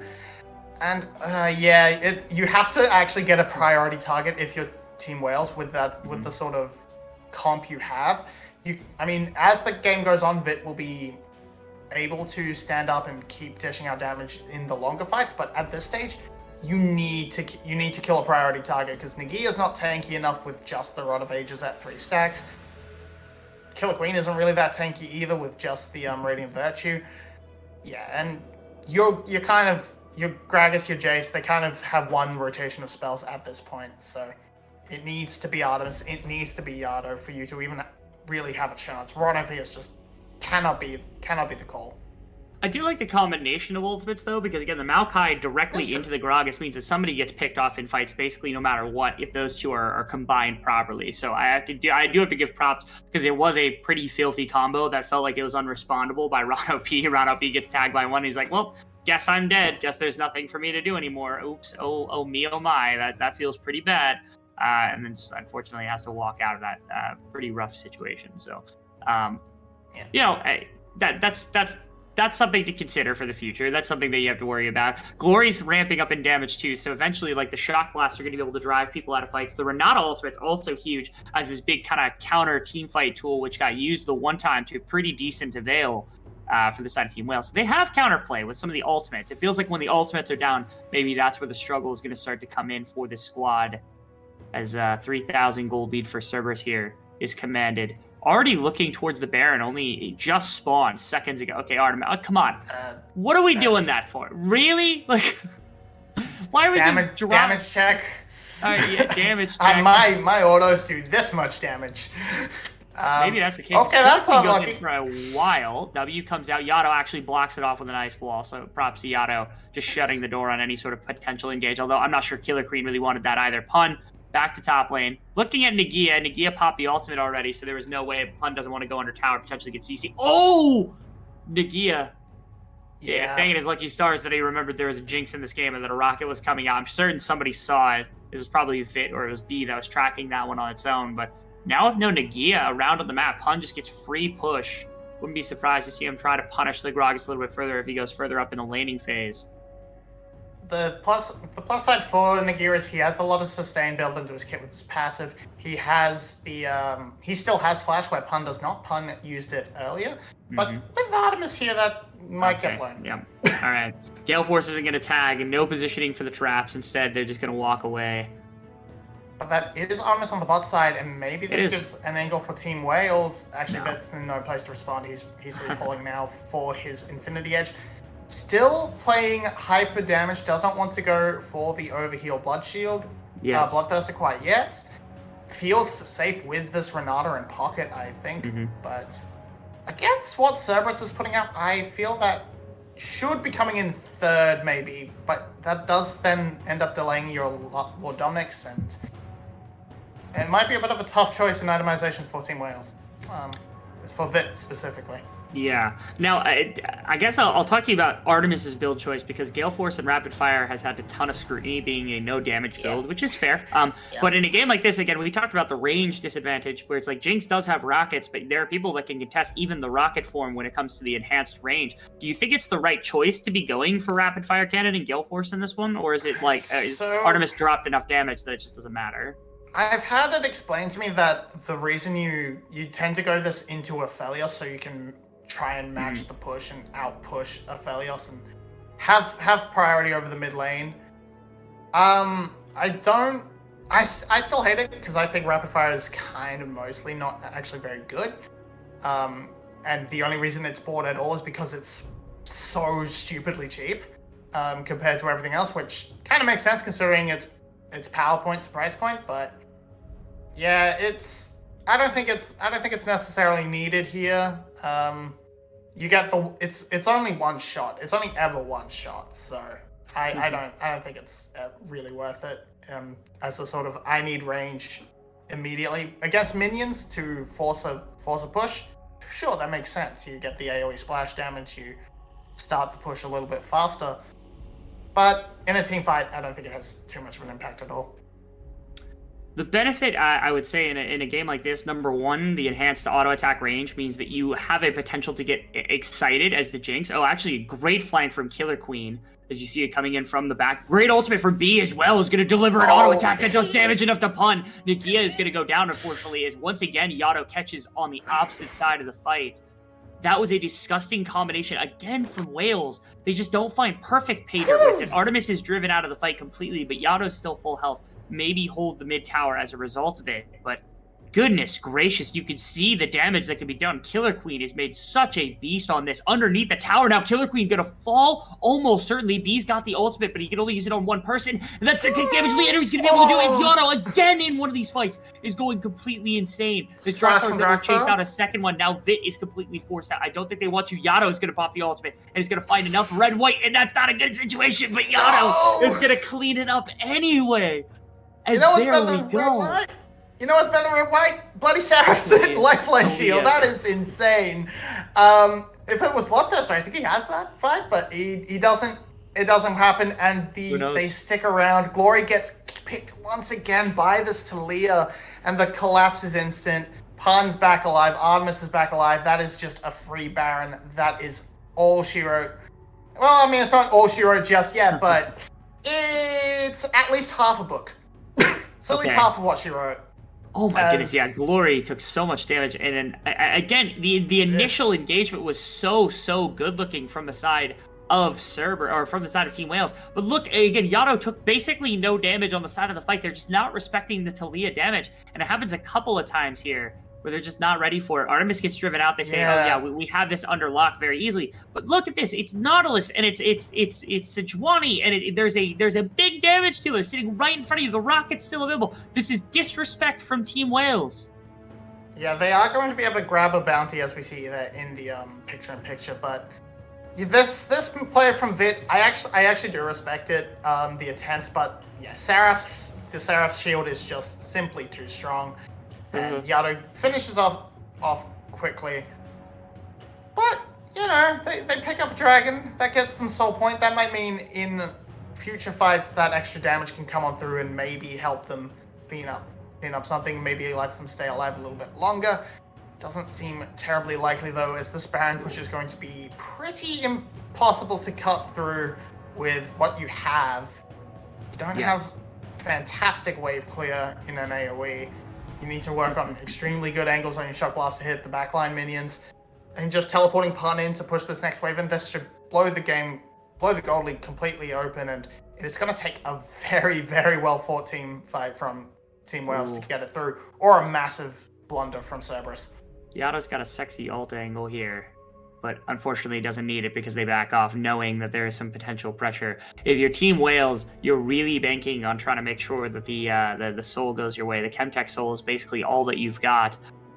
You also still, again, you still scale really well. You have plenty of that to come because you got like Last Whisper, should be a Sorelda's coming through from Glory here in a couple of minutes. You got a Bloodthirster that could still be built by Vit. You've got plenty of that. And these ultimate chains are still really, really powerful.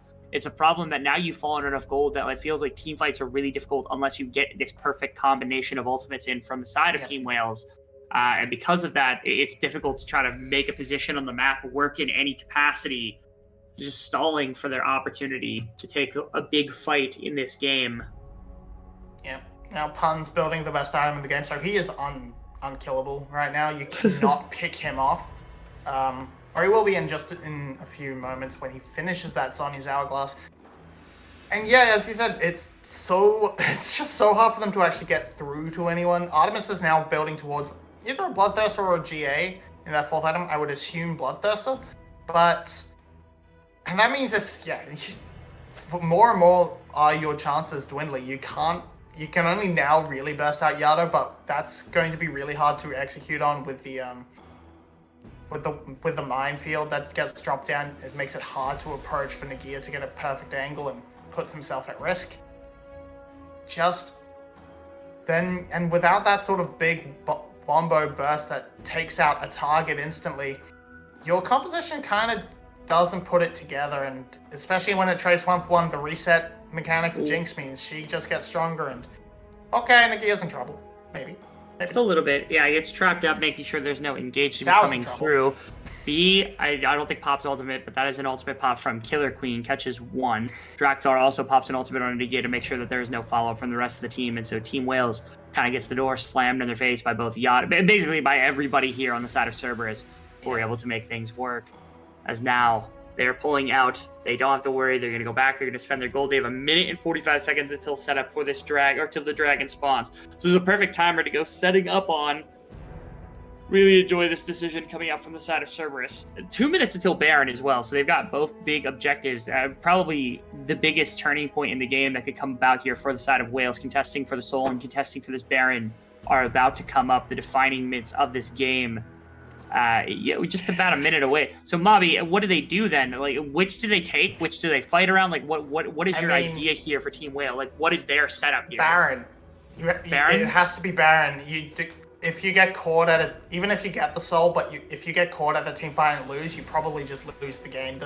And the soul is not one that makes your team fight so much better. It's not like the case of trying to all in for an Elder flip. It's not even an Infernal Soul or a Mountain Soul that's going to give you that bonus through that team fight. It's just going to make it a little bit slightly harder for Artemis to get. It's going to mean Artemis needs like two more autos to finish you off. That's not enough. And with that Bloodthirster finally in hand, you're not killing him anytime soon. So it's just a struggle. Vit's built a lot of damage, but I don't think he can survive many of these fights.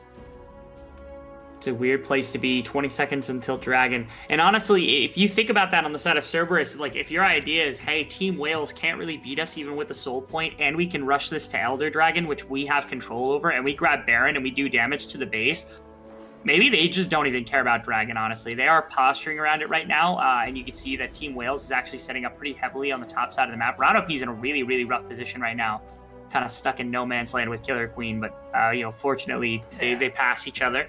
Nothing too crazy. Killer Queen doesn't fancy the smoke of maybe running into the rest of the team, as that's going to be the Dragon grab up for free. I was really thinking, if you are Cerberus, you just pressure for the Baron more than anything else, because, again, you don't care if the soul point goes over.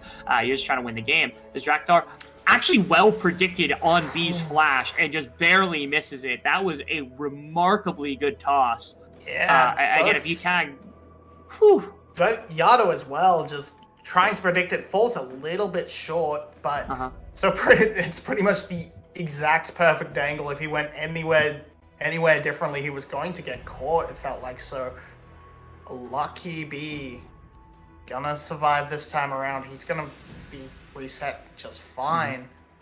Baron is now on the table, and with the case of the Dragon, it's not like you taking it gets the Elder Soul any closer. So just take it, get the free stats, get the free tenacity, get the free heal power. There. Even though the heal power doesn't really exist, so because it doesn't work on lifesteal. So in the end, it's just means Killer Queen's ultimate, the Killer Queen Nagia ultimate combo is going to be a little bit harder to land. They have to act a little bit quicker to get that down. It seems like Cerberus is trying to goad out some kind of ultimate engage coming through from Wales here, because they've been around that Baron pit enough times to attempt to elicit something. Problem is they've given enough control back to the side of Team Wales that they are able to get saplings and wards and stuff. They know that there's no Baron buff coming in. Yado actually cuts off the team. They want the fight. Yeah, again, they're trying to maybe goad them into using ultimates or something like that. Nagia flash gets onto Rana P. Zonia's goes down, and that's going to be Killer Queen taking quite a bit of damage. Now Rana P is just going to get absolutely wrecked. Artemis is trying to find something. Pun on the left side of the fight is going to be able to find a ton of damage into B, who's going to go down and going to go into his own W, which doesn't actually matter, as it's support for support. Which, honestly, no Renata ultimate, no Renata W. That feels like a massive win here for the side of Cerberus, but... again, everybody's low. Look at Yado's health bar. Look at Draktar's health bar. Not able to step up. Not able to do what they want. So instead, just going to have to bail for a moment as Team Wales gets a bit of breathing room. Yeah, once again, they commit it all onto Chronic P, though, so it kind of feels a little bit bad. It doesn't quite get what they want. Now they have to be careful. Ooh, that could have been Glory getting caught out once again around this turret. Instead, the turret will fall. It's a bounty claimed. And Team Wales get a little bit more breathing room, a little bit more time to try and match it. They're still down so much gold, 7,000, just about. Yes. Just a cheeky bot blast over the wall to check. No one's going for Baron. They're going to try and reset quickly so Cerberus doesn't have a chance to get straight back into it. Now, somehow Wales, again, to me, the thing that it has to be respected from Cerberus is the fact that, like, again, Wales' ultimate combination is still an incredibly powerful one. And so they can't just, like, force into objectives like this if they know that Team Wales is on the map. They're actually going to walk into the Baron pit. They're going to grab this one up. It's down a quarter of its health, down a third of its health, down half of its health. And Wales just now showing up. Yado's going to wall off multiple members. I think they're just going to try to blitz it down more than anything else. That's going to be the ultimate coming through from the Maokai. Nothing else has been quite yet. Yado kind of clamps off the corner. That's an ultimate coming through from Nagia. And now all the ultimates are down except for Bees. Bees still waiting to use. Actually, Bees is down as well. As that's everybody here taking quite a bit of damage. Cerberus, again, cannot quite clutch it, but they are able to draw out a bunch of ultimates here. Narrowly misses. I actually think Cerberus could have gotten it. Drakthar was still very healthy, and that Baron got so low. There was no way for Killer Queen to get into the pit. I don't think they just didn't track his flash properly. Which seems weird, because they used it extremely recently. But, so they should have known there's no way for him to get into the pit. Either they just back to it. Over-respected Glory's shock blast damage, but... Here we go, round 2. No ultimates really available this time. And no vision in the pit here for Team Wales, who are still recovering. No ults. Nagia's got his back, but that's all that they've got right now. Drakthar gets W'd by Killer Queen, gets stuck at the front line. Now Pun into the back line does a ton. Vit uses nearly half the health bars. Yada's able to get one on the front. Drakthar still able to get out, so it is jungler for nothing right now. Pun still around, still trying to get things done. Ultimate gonna get blocked by Nagia. Vit's not gonna fall as a result. He was gonna deny. Now Yada up the side from the wall. He's gonna deny any access for Gragas.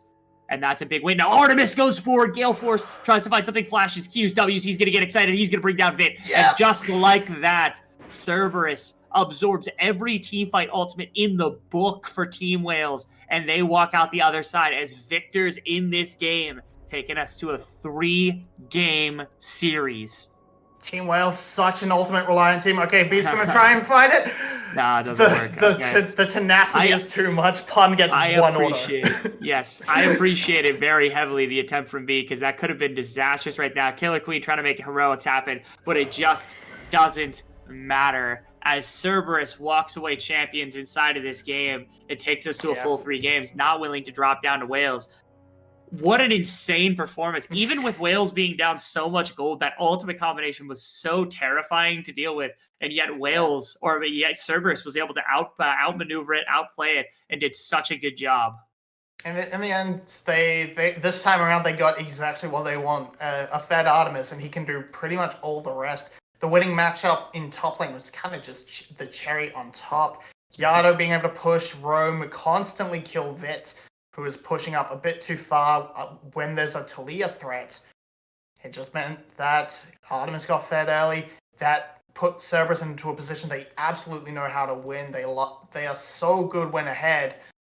And now it's game 3. Cerberus is back on the red side. So maybe, considering how strong blue side is at the moment, just in general, maybe we can get another draft out of Wales that puts Cerberus on the back foot, makes them sweat a lot just from the word go, and find that when they desperately need. And now I also wonder what it does to some of the how should I say? I wonder what happens to some of the champion picks, because Lee Sin was such a high priority when they didn't ban it on red side. I wonder if they can abuse that fact, and if Cerberus is willing to be bold enough to say, hey, let's leave up some other powerful champions and also the Lee Sin. That way, either you got to start dumping bans if your team Wales and say, okay, we can't let all of these go through or we're going to be messed up. Or Cerberus just gets to their pick of the litter of 2 champions after the Lee Sin goes through, or whatever they leave up, they grab the Lee Sin and whatever else. We'll see whether or not Ego comes back in, whether that was just a 1-game experiment, or if it's a red side thing and they're going to try it a little bit more. One way or another, we're to find the conclusion to the series. Cerberus fighting to try to qualify for playoffs, and Wales trying to fight for their spot to maintain their playoff berth right here and right now. We're going to find out who takes this series win after just a couple of minutes. We'll be right back.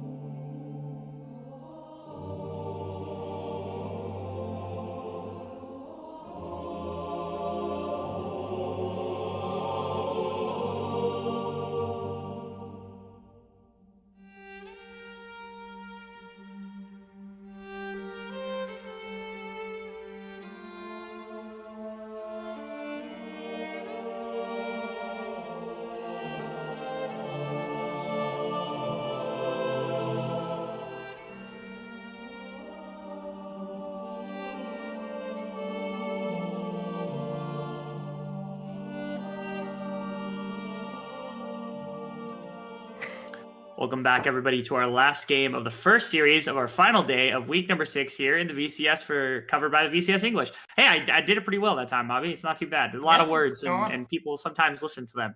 As Team Wales, Cerberus, both of them at each other's throats right now. Cerberus walks into the final game on red side. Not great statistically, not great from history.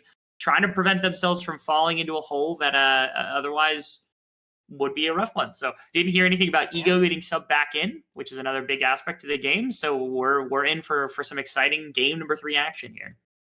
Yeah, definitely. Draftthar definitely looked like he had a bit more run of the map. Much more comfortable on the Sejuani than Ego was on the Vi. That could be champion a little bit, and especially consider match up a lot. The Maokai definitely not that aggressive at all. But what was most important, really, was Artemis was actually on a champion he's comfortable on. The Cerberus was able to get down to that bot lane and hand feed him kills, because he's a strong growing boy, and they needed him to grow up to carry the late game team fights. He did that. Yeah, but the map pressure from Yado was just so immense, and Vit did not give it enough respect, and that just gave a couple too many kills in the early game over to Artemis, and then we had Glory on Jace, which he's not fantastic at. Nagira on a neutralizing pick, so you didn't actually have an advantage anywhere to work with as Team Wales. So I said at the beginning of that draft that I thought it was going to be weird. Now we get to walk into game number 3 with a different outlook on life. Can I ask also, where did Rumble go? Rumble did not get nerfed. Rumble, we're not even on a patch where it would have been nerfed. People were playing this like crazy at the beginning of the patch. Did they just like immediately forget that his ultimate and his E's are just like some of the most busted tools in the entire game? Or? Well, the thing is, only DO1 remembered you can play Rumble out of the jungle, but he played it mid. Classic. And that went bad. So I think they're just like, well, Rumble is bad. Hot secret tip, you can play it top lane. Hot secret tip, you can play it support if you wanted to, and it would still be busted. You can play it in support as well, but like, I don't know. Just we've also talked about that discussion because Rano P is a melee only player, but Rumble is like a melee only champion that has a bunch of ranged damage. So this is the one time that Rano P can play you can play a mage that's technically a melee champion and still get away with it. Yep. So we're gonna see the Vi coming from Killer Queen. I again never impressed with this Vi. Okay, the Sari Insta? I don't think Insta, there we go. No, sorry, it was, jumped around a lot. Okay, but the Caitlyn, that would make a lot more sense. That would give Artemis the opportunity to make a push. He hasn't won on it yet this split, I don't think, but takes the Aphelios away from Vit, and now Vit's kind of stuck on Struggle City, because he only learns one ADC at a time. He learned Varus, then he learned Xayah. Those are both banned. Now he's been learning Aphelios, so where do we go now? By win rate, he could play Jhin, he could play Caitlyn. He's had a good Caitlyn performance thus far this split, and it was actually up against Garm, so it's not like it was just a freebie over MBE like the Draven was. So maybe give that a go. Maybe go for something like that, but. And very early setup for the top side of the map. That seems nice. Very risky, very interesting. Going Rock this early seems a bit strange, but Rock, yeah. Just wanted to confirm a powerful pick here for Nagia. Yeah, who's Bamboozled? Me.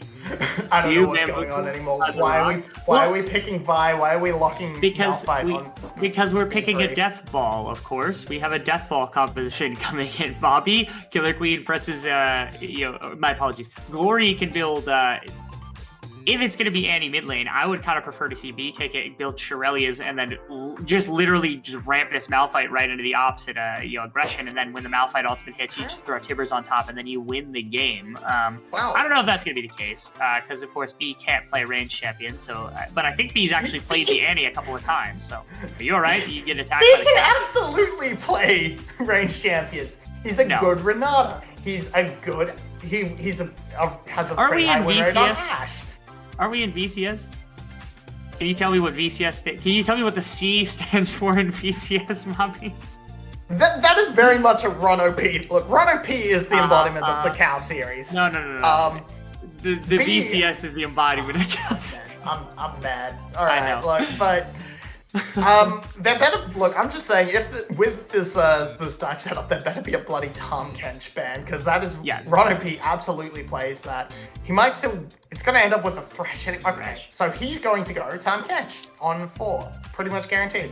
Why did Cerberus ban the Syndra? Unless they planned for the Annie to be in bot lane. I think they want Annie to go mid, but Ron.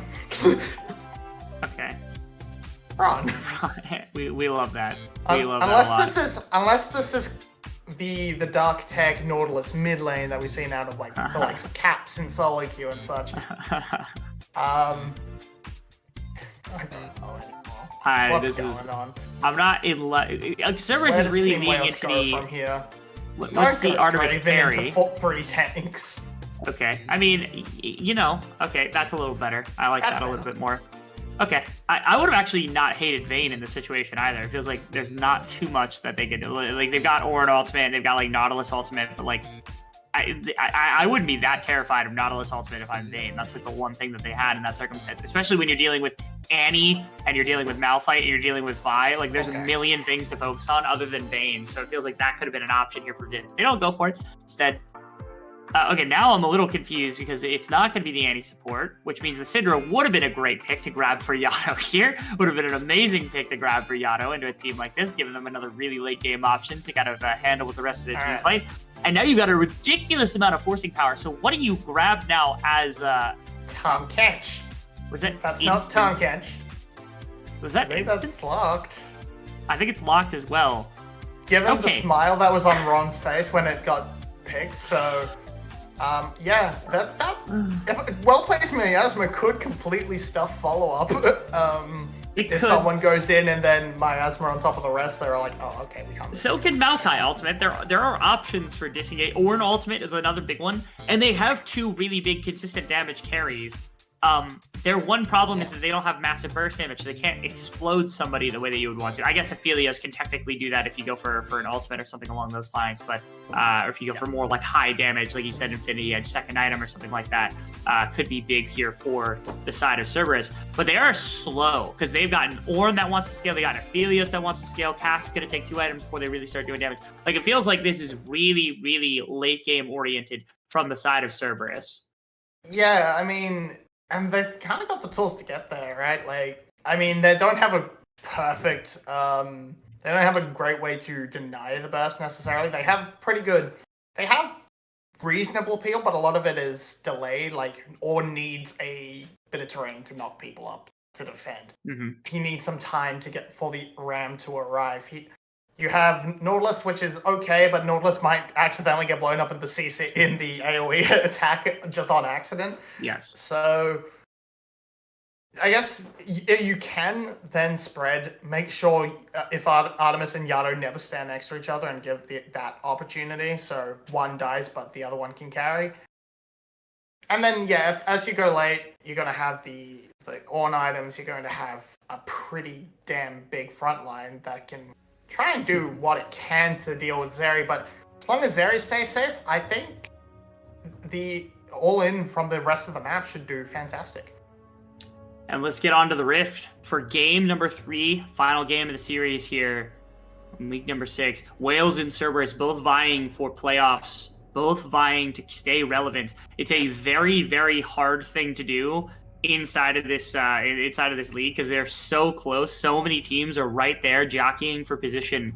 A loss from Wales would mean that we are in a complete toss-up in our final week of game. Like, it is a unreal amount of pressure that is dropped suddenly onto all of our players to try to make that qualification happen. Think about like where Secret, Flash, and then also Wales and Saigon Buffalo are trying to figure out what to do if they end up winning or losing the series. And Cerberus, again, trying not to backslide, trying not to themselves get knocked out of playoffs and try to keep themselves in a good position, as this game makes a world of difference for pressure walking into our final week of games. So someone interesting from Vit is he's gone for the Doran's ring. Doran's blade. So that indicates to me he wants to actually fight. He's picked every Doran's item. That's amazing. No, he's going to. So that really signals to me he wants to get as much pressure and try to put some hurt down onto Ron and Artemis. Gleaming Quill started from B means. Makes sense. They should be topped up, but can't like really all in and try and make some actual try and land the actual pain. So it actually is going to be Artemis getting the push because he's spent more time just hitting minions. Sure has. Level 2 is going to be kind of postured here. Okay, Ronopi hooks forward very aggressively. Way too early. Yeah, very early. And actually, they lose the level 2, I believe. Oh, no, they don't. Did they lose experience for a minion there in the midst of all that? No, they didn't. Okay, I don't know how it was. No. It felt like maybe I confused a minion for a caster minion or something like that, but it's something weird happened there that I wasn't paying attention to, so. Yeah, they get it, but they don't actually get to pressure with the level 2. It's matched instantly. Oh. And this time now, flying in the hands of Killer Queen. Once he picks up this red buff, he can be a lot more aggressive and try and punish Drakthar. Killer Queen. Killer B. Killer B. Killer Queen B. B. Yeah. All right. Killer B. You know, both the Naruto character, that guy. But of course, both junglers have made their way to the bottom side of the map here, as we have a bit of hovering around that. We do have some fun interactions top lane because we have double tanks, so we just get the wet noodle fight so it's not often over the last couple like months and even the last couple of years that we've had the ability to say wet noodle fight, but it is definitely a possibility. Ornn also doesn't count as a wet noodle. Ornn counts as a cooked noodle, maybe even just an uncooked noodle. I don't know. Is it easier to fight with a cooked noodle or an uncooked noodle? Neither really. You're kind of running into different problems. Like the uncooked noodle will probably hurt more, but you can't only get to use it once. Okay, so it snaps. So Nagia's fighting with a wet noodle and Pun's fighting with the box, because like the box at least will stay together. Like it's not going to do a lot of damage, but it's going to stay together. Depends what type of noodle. Because if it's a spaghetti noodle, hold that. Artemis isn't. Okay, it's all fine. Everything's fine. If it's a spaghetti noodle, then yes. But if it's a pool noodle, then if it's wet, it hurts more. It's a pool noodle. See that now we're changing the noodle meta. Yeah. Innovation here at the VCS English broadcast team. As Cerberus won a big fight on the bottom side, dropped a bunch of the health for Vit and B, and now they're just gonna pick up a turret plate because Draktar's here on the hover. I guess just like forgot everything up to game 1, right? They came in with such a good plan of shut down Artemis. They have put no effort into shutting down Artemis in really game 2 or game 3, and even just in terms of jungle pressure. Like you can't do it in draft when they're pretty much first picking 80 carries, but you could have put Killer Queen anywhere in the bot lane, but no, he's just faffing around in the top side, and Draktar's just gonna sit here and throw funny sapling aliens at people, so Artemis gets free plate and gets to keep perma pressure. This is it. Just feed Artemis. That's all they ever have to do is Cerberus. That's their only strategy, but it keeps working. It's worked for literally years, and it continues. Well, I mean, work is subjective because they haven't won a title except for the Mickey Mouse split. So on one hand, it's like, okay, yes, their strategy does get them wins, but it doesn't get them championships. So maybe that was an unnecessarily amount of shade that I just threw towards Cerberus, but you know what? I'll let it stay and I'll let it linger because this is a team that we've had high expectations for the last couple of years. Finally having a chance to kind of live up to it here in this split, which I think is a very, very big thing. If they're able to take this series, getting themselves nearly locked, if not locked for playoffs, would be a great thing to watch happen. Yeah, and I mean, we're going to see Nagia on this Malphite now, and we're also sort of saying, we also have to say, what was going on with Team Wales' draft? Because Malphite's pretty good, but he's 1,000 billion times better as a counter pick than as a blind, because you can just lock a tank into him, and then doesn't do anything, not for a while. It should be. It takes a major mistake to actually get solo killed by him as another tank. So Ornn can trade back. He does a lot of magic damage, so we'll just cut through the extra armor of the Malphite, and you're just left with a rock that's not going to be able to accelerate himself through solo kills in the side lane, and then will enter a team fight and probably get cut down pretty quickly. That's gonna just force Yato back. And Drakthar looks like he's going to go for some AP, so that might be okay, Aphelios. Do you note, if you will, that nothing has happened on bottom side to prevent Artemis from picking up nearly 3 full turret plates? Yeah, which is kind of wild. He managed to get him reset ahead of Vit, and that means that Vit has just space where he can't be there when Artemis gets a free hit with the funny combo. And that's just a huge lead for Artemis, kind of for free. He even started the call, so he's going to be even a few hundred gold ahead of Vit on top of that. Yeah, this is it's gone off to a good start. It's going fantastically for Team Wales. Okay. You can tell that because they got a dragon. On one hand, I'll say I think that is it's big advantage that's being generated on bottom side via the turret plates that have gone down, nearly the third turret plate. One thing to note is that Drakthar did sacrifice an unreal amount of pressure on bottom side that has not been responded. He's a whole level down from Killer Queen, and the reason I know that is Killer Queen ticked up as soon as that dragon got taken, and Drakthar just ticked up to 5 as a result of the camp he took right before this Rift Herald. And Vit has now gotten 2 turret plates back, not a third one back, because they decided to pull this really strange lane swap between the 2 lanes that felt. I guess the intention here is that Drakthar wants to get Rift Herald. They don't think that there's counterplay to come out from Killer Queen or maybe from Glory at all at the beginning of this one. As you can see, Yato kind of has interior pressure. And so maybe their thought is like, hey, let's just grab Rift Herald, let's throw a top lane and immediately get some plates back. Because you got red-white, let's just grab turret plates. Which, it might work. Oh, there we go! Funny. Yeah. You know what I said about Malphite kill squishy targets? Don't put your main squishy target in a lane against Nikki. I think that was the plan. It fell apart. Vit has so much mobility. He's used the dash. He had to flash, but he's going to be safe. He's going to be fine. Pun does not have this same instant response. And I don't know if their thought process was like, oh yeah, Team Wales is going to have to back and they're going to have to respond to us with their bot lane, and then Nagia just flash ults him, and it's like, okay. I mean, yeah, that's what I thought Wales was going to do. Try and match them, but be slow to the match, and that was going to work. And then I saw Nagia and B going up, and it's like, they're going to try and hold, but just win. They saw man, they kill man, and man was killed. They threw 3 flashes at it, but boy, is man dead. Yeah, very dead, and it shuts down the Rift Herald play, which was an attempt at trying to get turret plates. In fairness, another turret plate did go down. Artemis got the first one off that tower, so Artemis has picked up 3 turret plates solo this game, which is something. And honestly, the real play should have probably been the transition into bottom side, where they pull a third plate, they get half of the 4th plate, and then they drop Rift Herald and get the whole damn tower. That would have been a really good play from Cerberus, but they can't, because now that that's not on the table, they have nothing to do unless they win the fight that's currently brewing in the river as we pan our camera up. It's like they're going for a dragon that's not there. You got 2.5 minutes, guys. Okay, that's going to be a play immediately on Artemis. Artemis dies. There's nothing else to be done. And now the cleanup from Vit on the opposite side, good ultimate from Drakthar is going to deny that one. But poor Vit. Team Wales turned this game on its head. It looked like Cerberus had such a solid game plan of being like, oh, let's move Artemis around. Let's move around like Caitlyn and let's get some turret plates. That's an ultimate down onto Drakthar, who's going to get knocked up. He's going to chain CC, and he's going to die. And there's nothing else to be said about it as Cerberus goes off to a very quick deficit. Wales punishing them around the map. Killer Queen's so much more active on this Vi.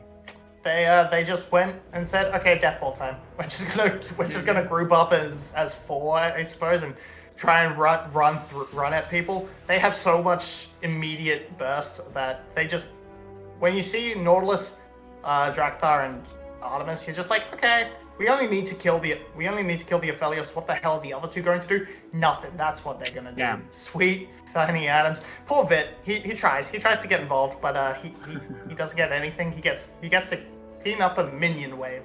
That's what he gets. Yeah. You know what Killer Queen gets? 2 kills.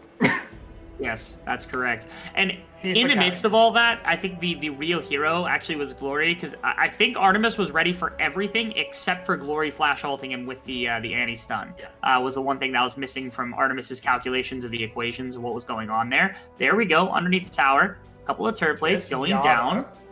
Yes, so this Yato should be the tower.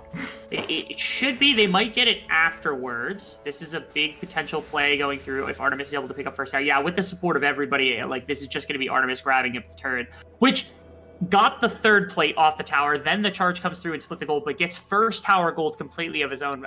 So 2 deaths for Artemis in this game, but they have absolutely juiced him when it comes to the gold department. So, like, when we get a chance to see what that looks like, now Nagia under some threat from Pun, but unfortunately can't go under the tower, so no brittle proc to come through, nothing else to really come through. Instead, it is just Pun walking away with nothing but a very damaged Nagia across from him. Yeah, but Pun will just always have full control over this lane. Nagia can't trade really with Pun, because you walk up to him, you get hit in the face by the Bellows Breath, you get hit by the Brittle proc, you've just lost the trade instantly. Now, this dragon is going to come up, and there are some very tanky people on this team. There are very tanky on both teams. So, this individual Drake might actually be kind of important. Now, Team Wales is completely in the area and has first push, so they're going to get it. Instead, Artemis, pretending he's playing Caitlyn, is going to go straight for the top lane turret, try and get the gold. This time around, they're burning people so Nagia doesn't just insta-kill him once again. Okay, should be safe. I mean, he has ultimate, he has flash. I don't think they can kill Nagia. Oh, can't they? Yeah, I mean, if they really wanted to, they could probably use the W from Drakthar to try to break aggro, and instead they just decide, okay, let's trade Dragon for the single turret plate that just got pulled off by Artemis. They're really trying to load gold into this Aphelios and get him, jumped up into the next tier of items before anything else. Fun. Yeah, I mean, what's that really gonna do? I love this little exchange happening. Okay, he just got ulted underneath of his own tower. Okay, all right, interesting. Killer Queen, is he just gonna ult him? Is Pun, like, what? Why? What? Huh? What? Well, that's, okay, what are you doing? Did Pun, like, sleep with your girlfriend or something? What in the world was that? That was the most, like, telegraphed dive of all recorded human history against the nearly 70% health Ornn. What in the world were they thinking? Why did you do the dive after Tibbs had already been born as well? What were they? What? And now they're gonna kill it. They're gonna kill Bit and B. Bit and B are going to get cracked far enough back that it's not going to matter. TP in for 2 different kind of directions is going to buy space. Red-white from Artemis it actually rips through a lot of the tower, but no ultimate, no Tibbers to be able to utilize here. So they're going to get pulled in. Zoni's going to prevent B from going down. Miasma enough to kind of destroy everything else. And Pun does have Jack Show, does have it stacked, but not going to push for anything else. There's just a bunch of damage on the tower that gets dropped as the tower is just... No. Yeah, nobody ends up doing anything. Okay, that play was strange, not weirder than that bot side dive, but that was a bit of a fumble as well. But this time, Team Wales actually can chain this into a neutral objective because there's a back from Yato and nobody else on the map can really remain here on the side of Cerberus. So we just Rift Herald traded off for all of that damage that was thrown into the mid tower. Yeah, that's going to work out pretty much even. A bit extra gold on top for Vit, as long as Skill Queen picks up. Yes, he does. So, yeah, I actually want to say this is actually a game where I kind of would have liked Glory to sort of not go Rod of Ages, but just go Leandri's, maybe a Seraph's for some extra, if you want that extra defense in place of it. But because, my god, there's so many tanks. It's so many tanks. If you had a Leandri's, maybe you actually put enough hurt into Pun to get him low enough to actually be diveable. I don't think so, but now Cerberus, once again, they're going to try and make sure Artemis can hit turrets, because that's all they want him to do. Run up mid. B can... B's going to pull this out, though. Fit's going to clear it up. They're not going to commit too hard. Cerberus, you do know that, like, Tristana exists, and Caitlyn exists, and Ziggs exists. Like, you could be... For example, they did hover Caitlyn, and then they're playing no. They're playing tower destruction composition with an Aphelios, which honestly is working out much better than I thought it was going to. But it is a little bit. This game is just quirky in a lot of different ways that we're not quite used to. And the gold is also dead even, by the way. Which that Team Wales at one point had 2,000 gold advantage. I thought that the game was going to be very, very difficult to come back in. But despite even the CS disadvantage, I think that Artemis is ahead by a few hundred gold over top of it, which is wild to think about. You have a bit of CS in a bunch of places. You have so many towers going for the side of Cerberus. I guess the plus side is if Team Wales do win a fight, and at even gold they absolutely can, there's a lot of gold to turn that into. On the map in terms of standing gold. They're gonna try to kill Pun once again. Again. Okay, this time it's working out a lot better.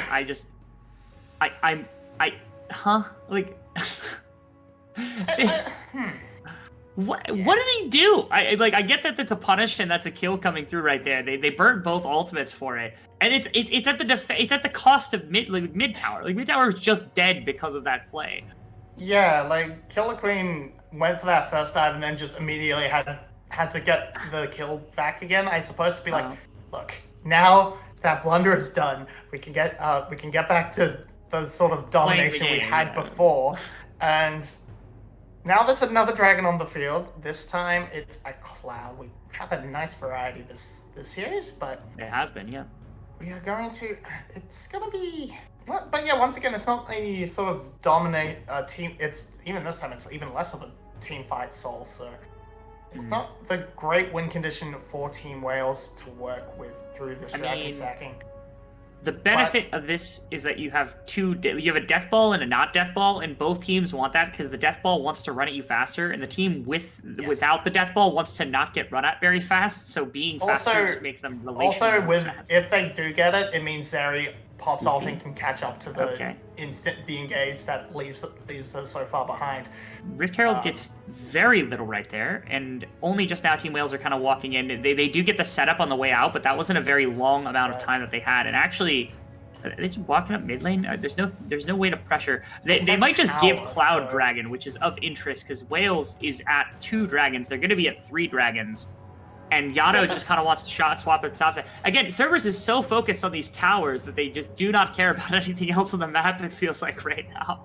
And they're going to get it. Like, they're going to get the tower.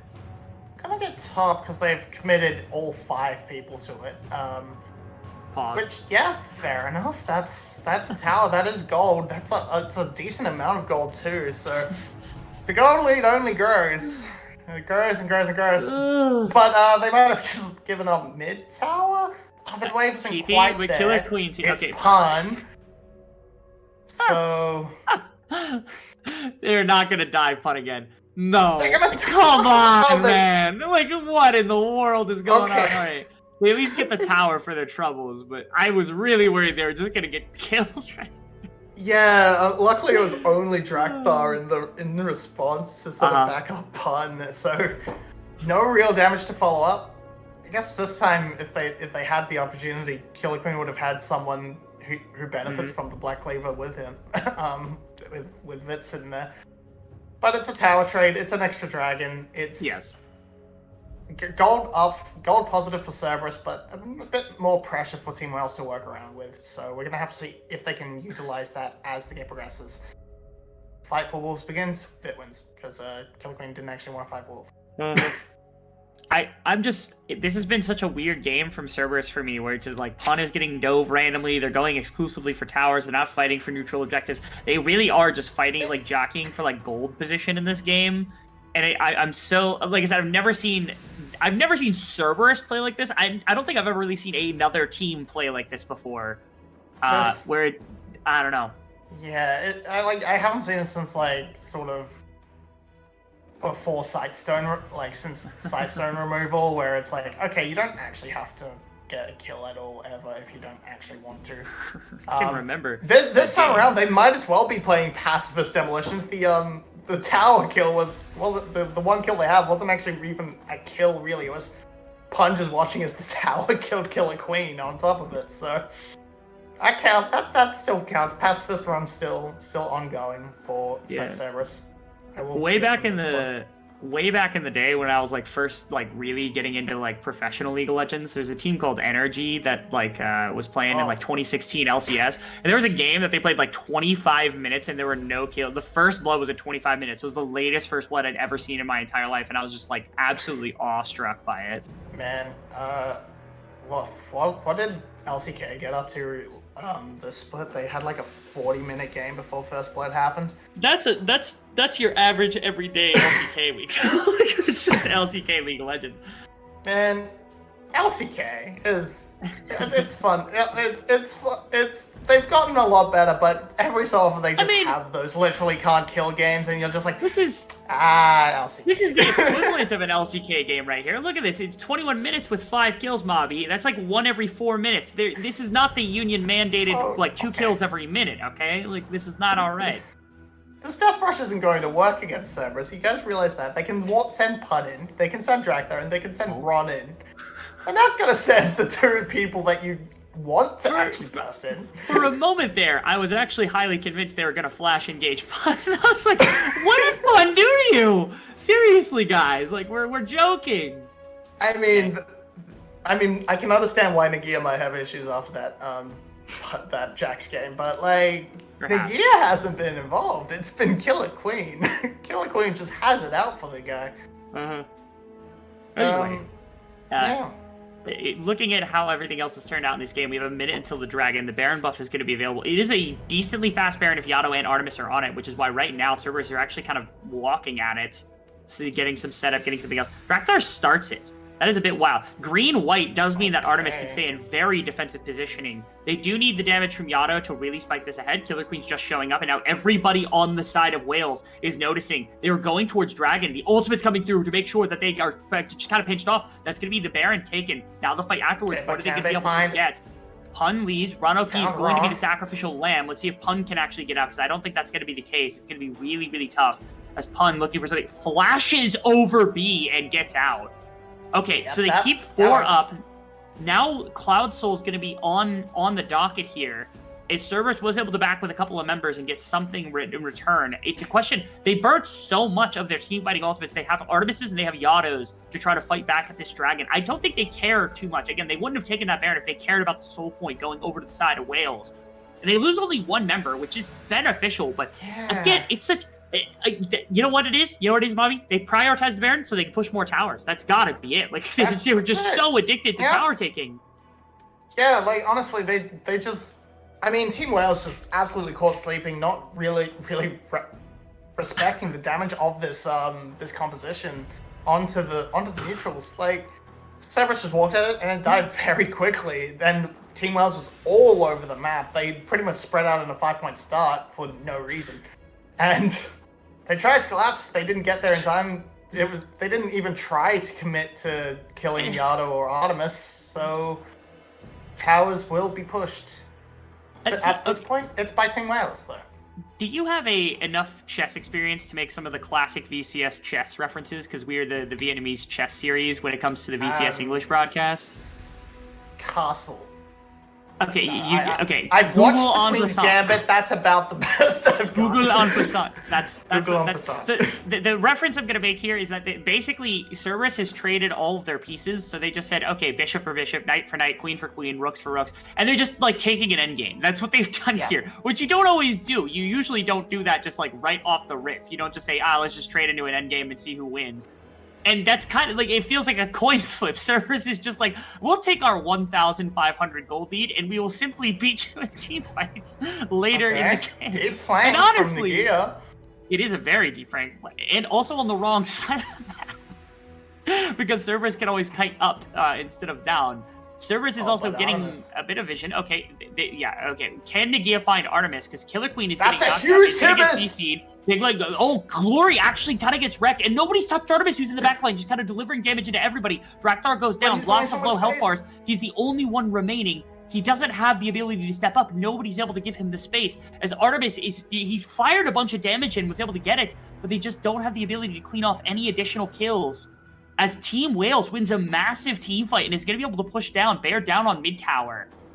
Yeah, the Tibbers, the big rock man, he comes in, kills Yado, and then just walks at Artemis, daring him to hit him.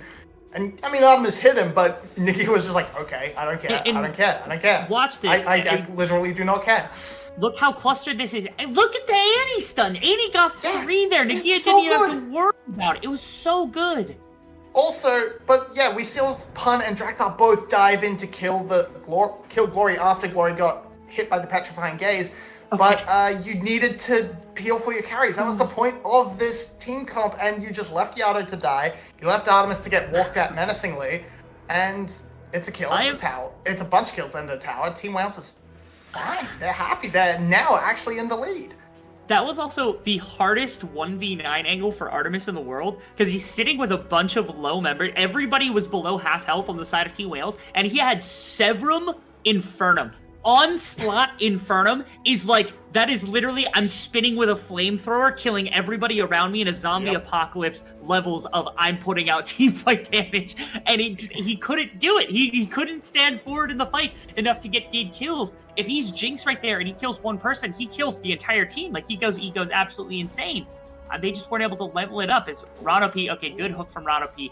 The flash and the ultimate from the Maokai maybe felt a little unnecessary, but okay, that's fine. I don't think Rano P really needs the flash for the ultimate anyway, unless he's trying to get onto Zeri. Man, How do you justify this from Cerberus? Like, what am I supposed to say? Like, they have played such a weird style of League of Legends this game. Pacifist run. They've been playing Undertale. They completed their genocide run in game 2. Now they want the pacifist run. I'm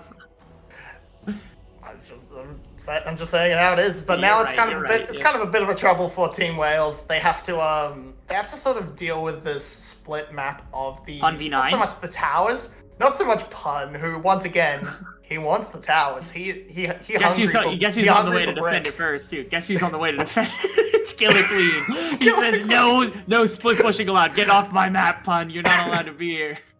But you have you have Baron coming up. You have Elder not too long after that. This could be this could end up bad if Team Wales makes the mistake of going Baron for Elder trade. I've seen too many teams do it, so I'm always. This feels like a scrim.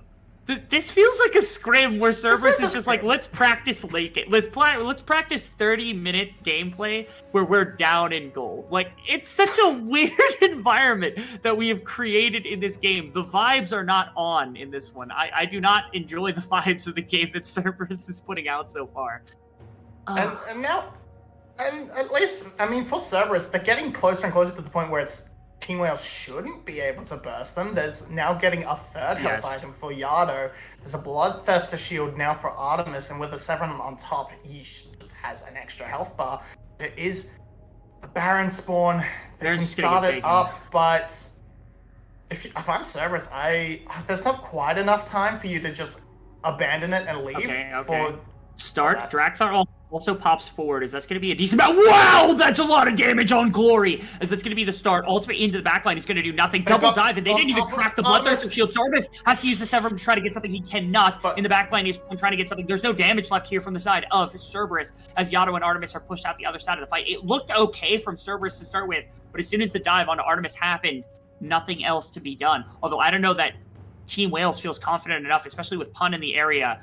Right now, Artemis just has to find something to heal on. He does find something. Yado's still full health. Artemis is still ready to go. Let's see what they've got. They don't have turn anymore. Has to not die before Yado's here to reinforce. Miasma's got to get dropped. He's got to do something here to be able to deny. Vit is not able to dash forward, and now it's just the damage healers. Red, white, red, green. Now here for Artemis trying to pop something, but he just doesn't have the damage to be able to work through the rest of the team. As Artemis is not able to get anything. Nagia is just running him down. Nagia's just going to kill him, and just like that, Team Wales, another team fight, another fight win, another objective potentially under their wings. They've got Baron, they've got Elder Dragon, they've got everything they could ever want as Cerberus continues to play their pacifist game out as best as possible by getting exactly 1 kill in that fight. All right, who did it? Who was it? Who broke the code?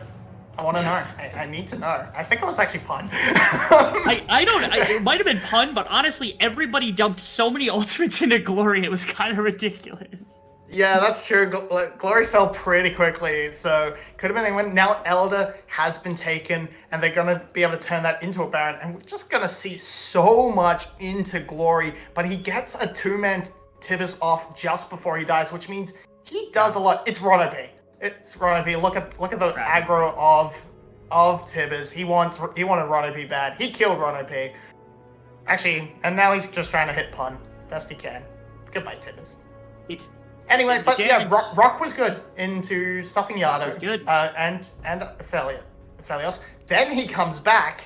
Pun does so much work here to try and buy space for Yado, but Aphelios is just a bit too far behind to actually contribute. Pun falls, and Nagia, he knows Artemis can't hurt him, so he just walks at him. And he gets the kill. Meanwhile, Yado just gets absolutely collapsed on. Good Q flash from Killer Queen. Picks it up for Vit. Elder into Baron. They have the tools. They have the soul as well. They have everything to walk at the base and finally crack it open. Might not end the game, but it should put them in a winnable situation, in a completely unlosable situation. They are taking it was Raptors. Now we understand why Killer Queen hates Pun. Yeah, I'm getting Raptors. Yeah. What? They're on the other side of the map taking Raptors. I don't understand.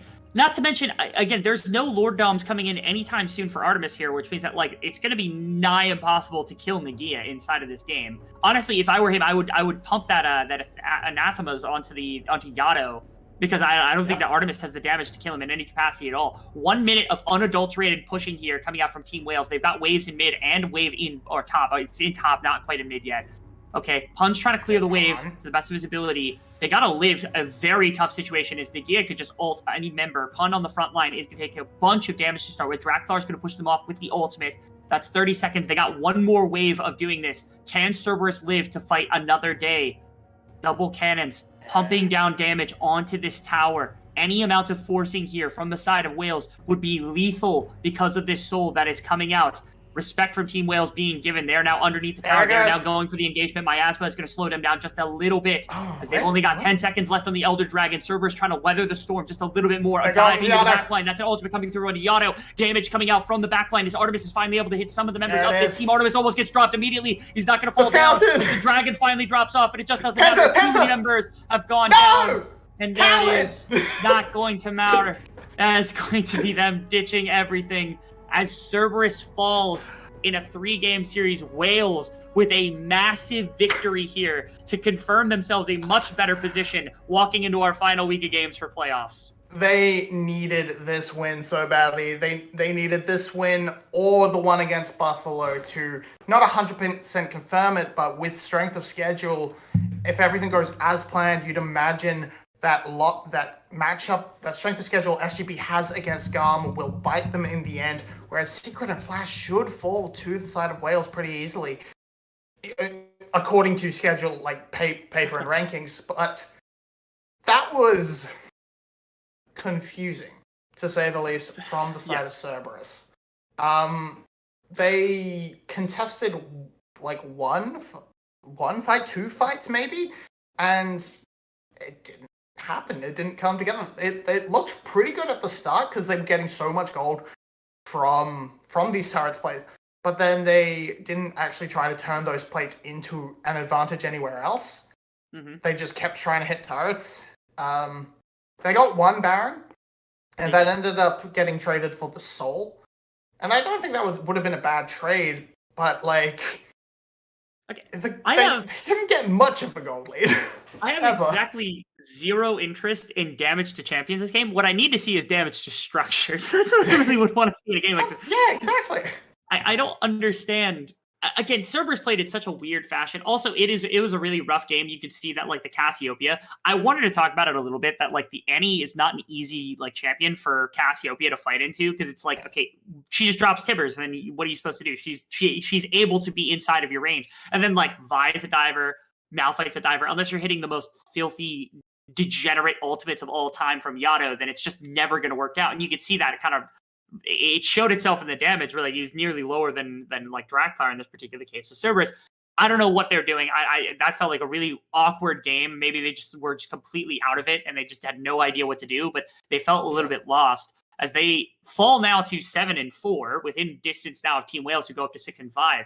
And Team Wales, they now have, it feels like their own like potential is in their hands, because it's like if they beat Buffalo, I don't know that they can drop out of playoffs. Like, it's going to be really hard for them to drop out of playoffs. No, I don't think they can. If they beat Buffalo, pretty much, even if they lose the next 2 games, they will come fourth. I think maybe technically they can tie. They can drop out, I think, because Saigon is 1-1. Or if Saigon Buffalo beats GAM. Yeah, that would have to be. It would have to be like Wales. If they beat Saigon Buffalo, if they do it in like a 2-1, there's still always the possibility that Saigon 2-0s the next 2 teams, and then like they're tied in game and like series score. If Wales then also loses against like Secret and Flash, which is already difficult, and their game score also has to go down. Like, even without the win over Saigon, Wales put themselves in such a better position by winning this series specifically, because they have so much breathing room with those other 2 series that it's like, okay, Saigon basically has to be perfect next week in order to beat them out, assuming that like, Team Secret and Team Flash aren't making that run either, because that's still a possibility. So Wales, props to them, because again, they beat a team higher than them in the standings. They came out clutch when they absolutely needed it most. And it was a wacky game, but they didn't let that phase them. Instead, they just played some good, clean League of Legends, and they got themselves into a right position.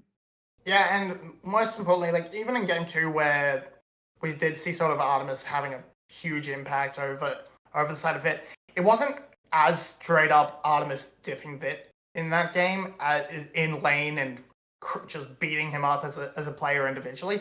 Yado was always down there, capitalizing on mistakes by Vit, sure, but Vit stepped up huge. He almost got the penta there. Artemis being a coward and buying a stopwatch to stop that. But in the end, it's a nice showing for Vit. It's improvement being shown once again. And it's very good to see from Wales. But on the side of Cerberus, this was meant to be the easy one. This was meant to be the easy game to secure you playoffs. Because SBTC, 2nd place, they beat you before. Okay. GAM. That's it. That's all those are your options. Beat them to secure it at 8 wins. You might still get in. You're very likely to still get in, even if you do go 0-2. But you kind of want to lock it in. Cerberus also might be in a rough position because next week they play GAM and SPTCE. So it's like, not only do they need to lock it in, which could be hard enough on its own, but falling to 4th means that you are executed by GAM in the first round of playoffs, which always happens, which is a terrifying prospect in its own right. So Cerberus wanting to not fall into that circumstance, even if Wales falls below them in the standings, I don't think it's impossible for GAM to pick Cerberus and just be like, this team can't do anything right now. So fair enough. It's a matter of who does GAM think would be funnier to fight SBTC. that would be funny. They get a little action there. So well played. I think it is a great week from Wales. Being able to kind of come together. You have the last week of games. They won every series.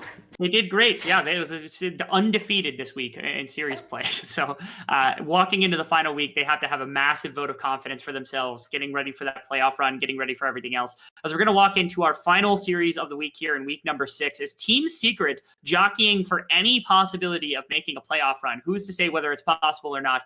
Because they have to worry about Team Wales and Saigon Buffalo still sitting ahead of them. But if they're going to start it, it's got to start right here and right now against none other than GAM Esports. We'll be back in about half an hour for our final series of week 6.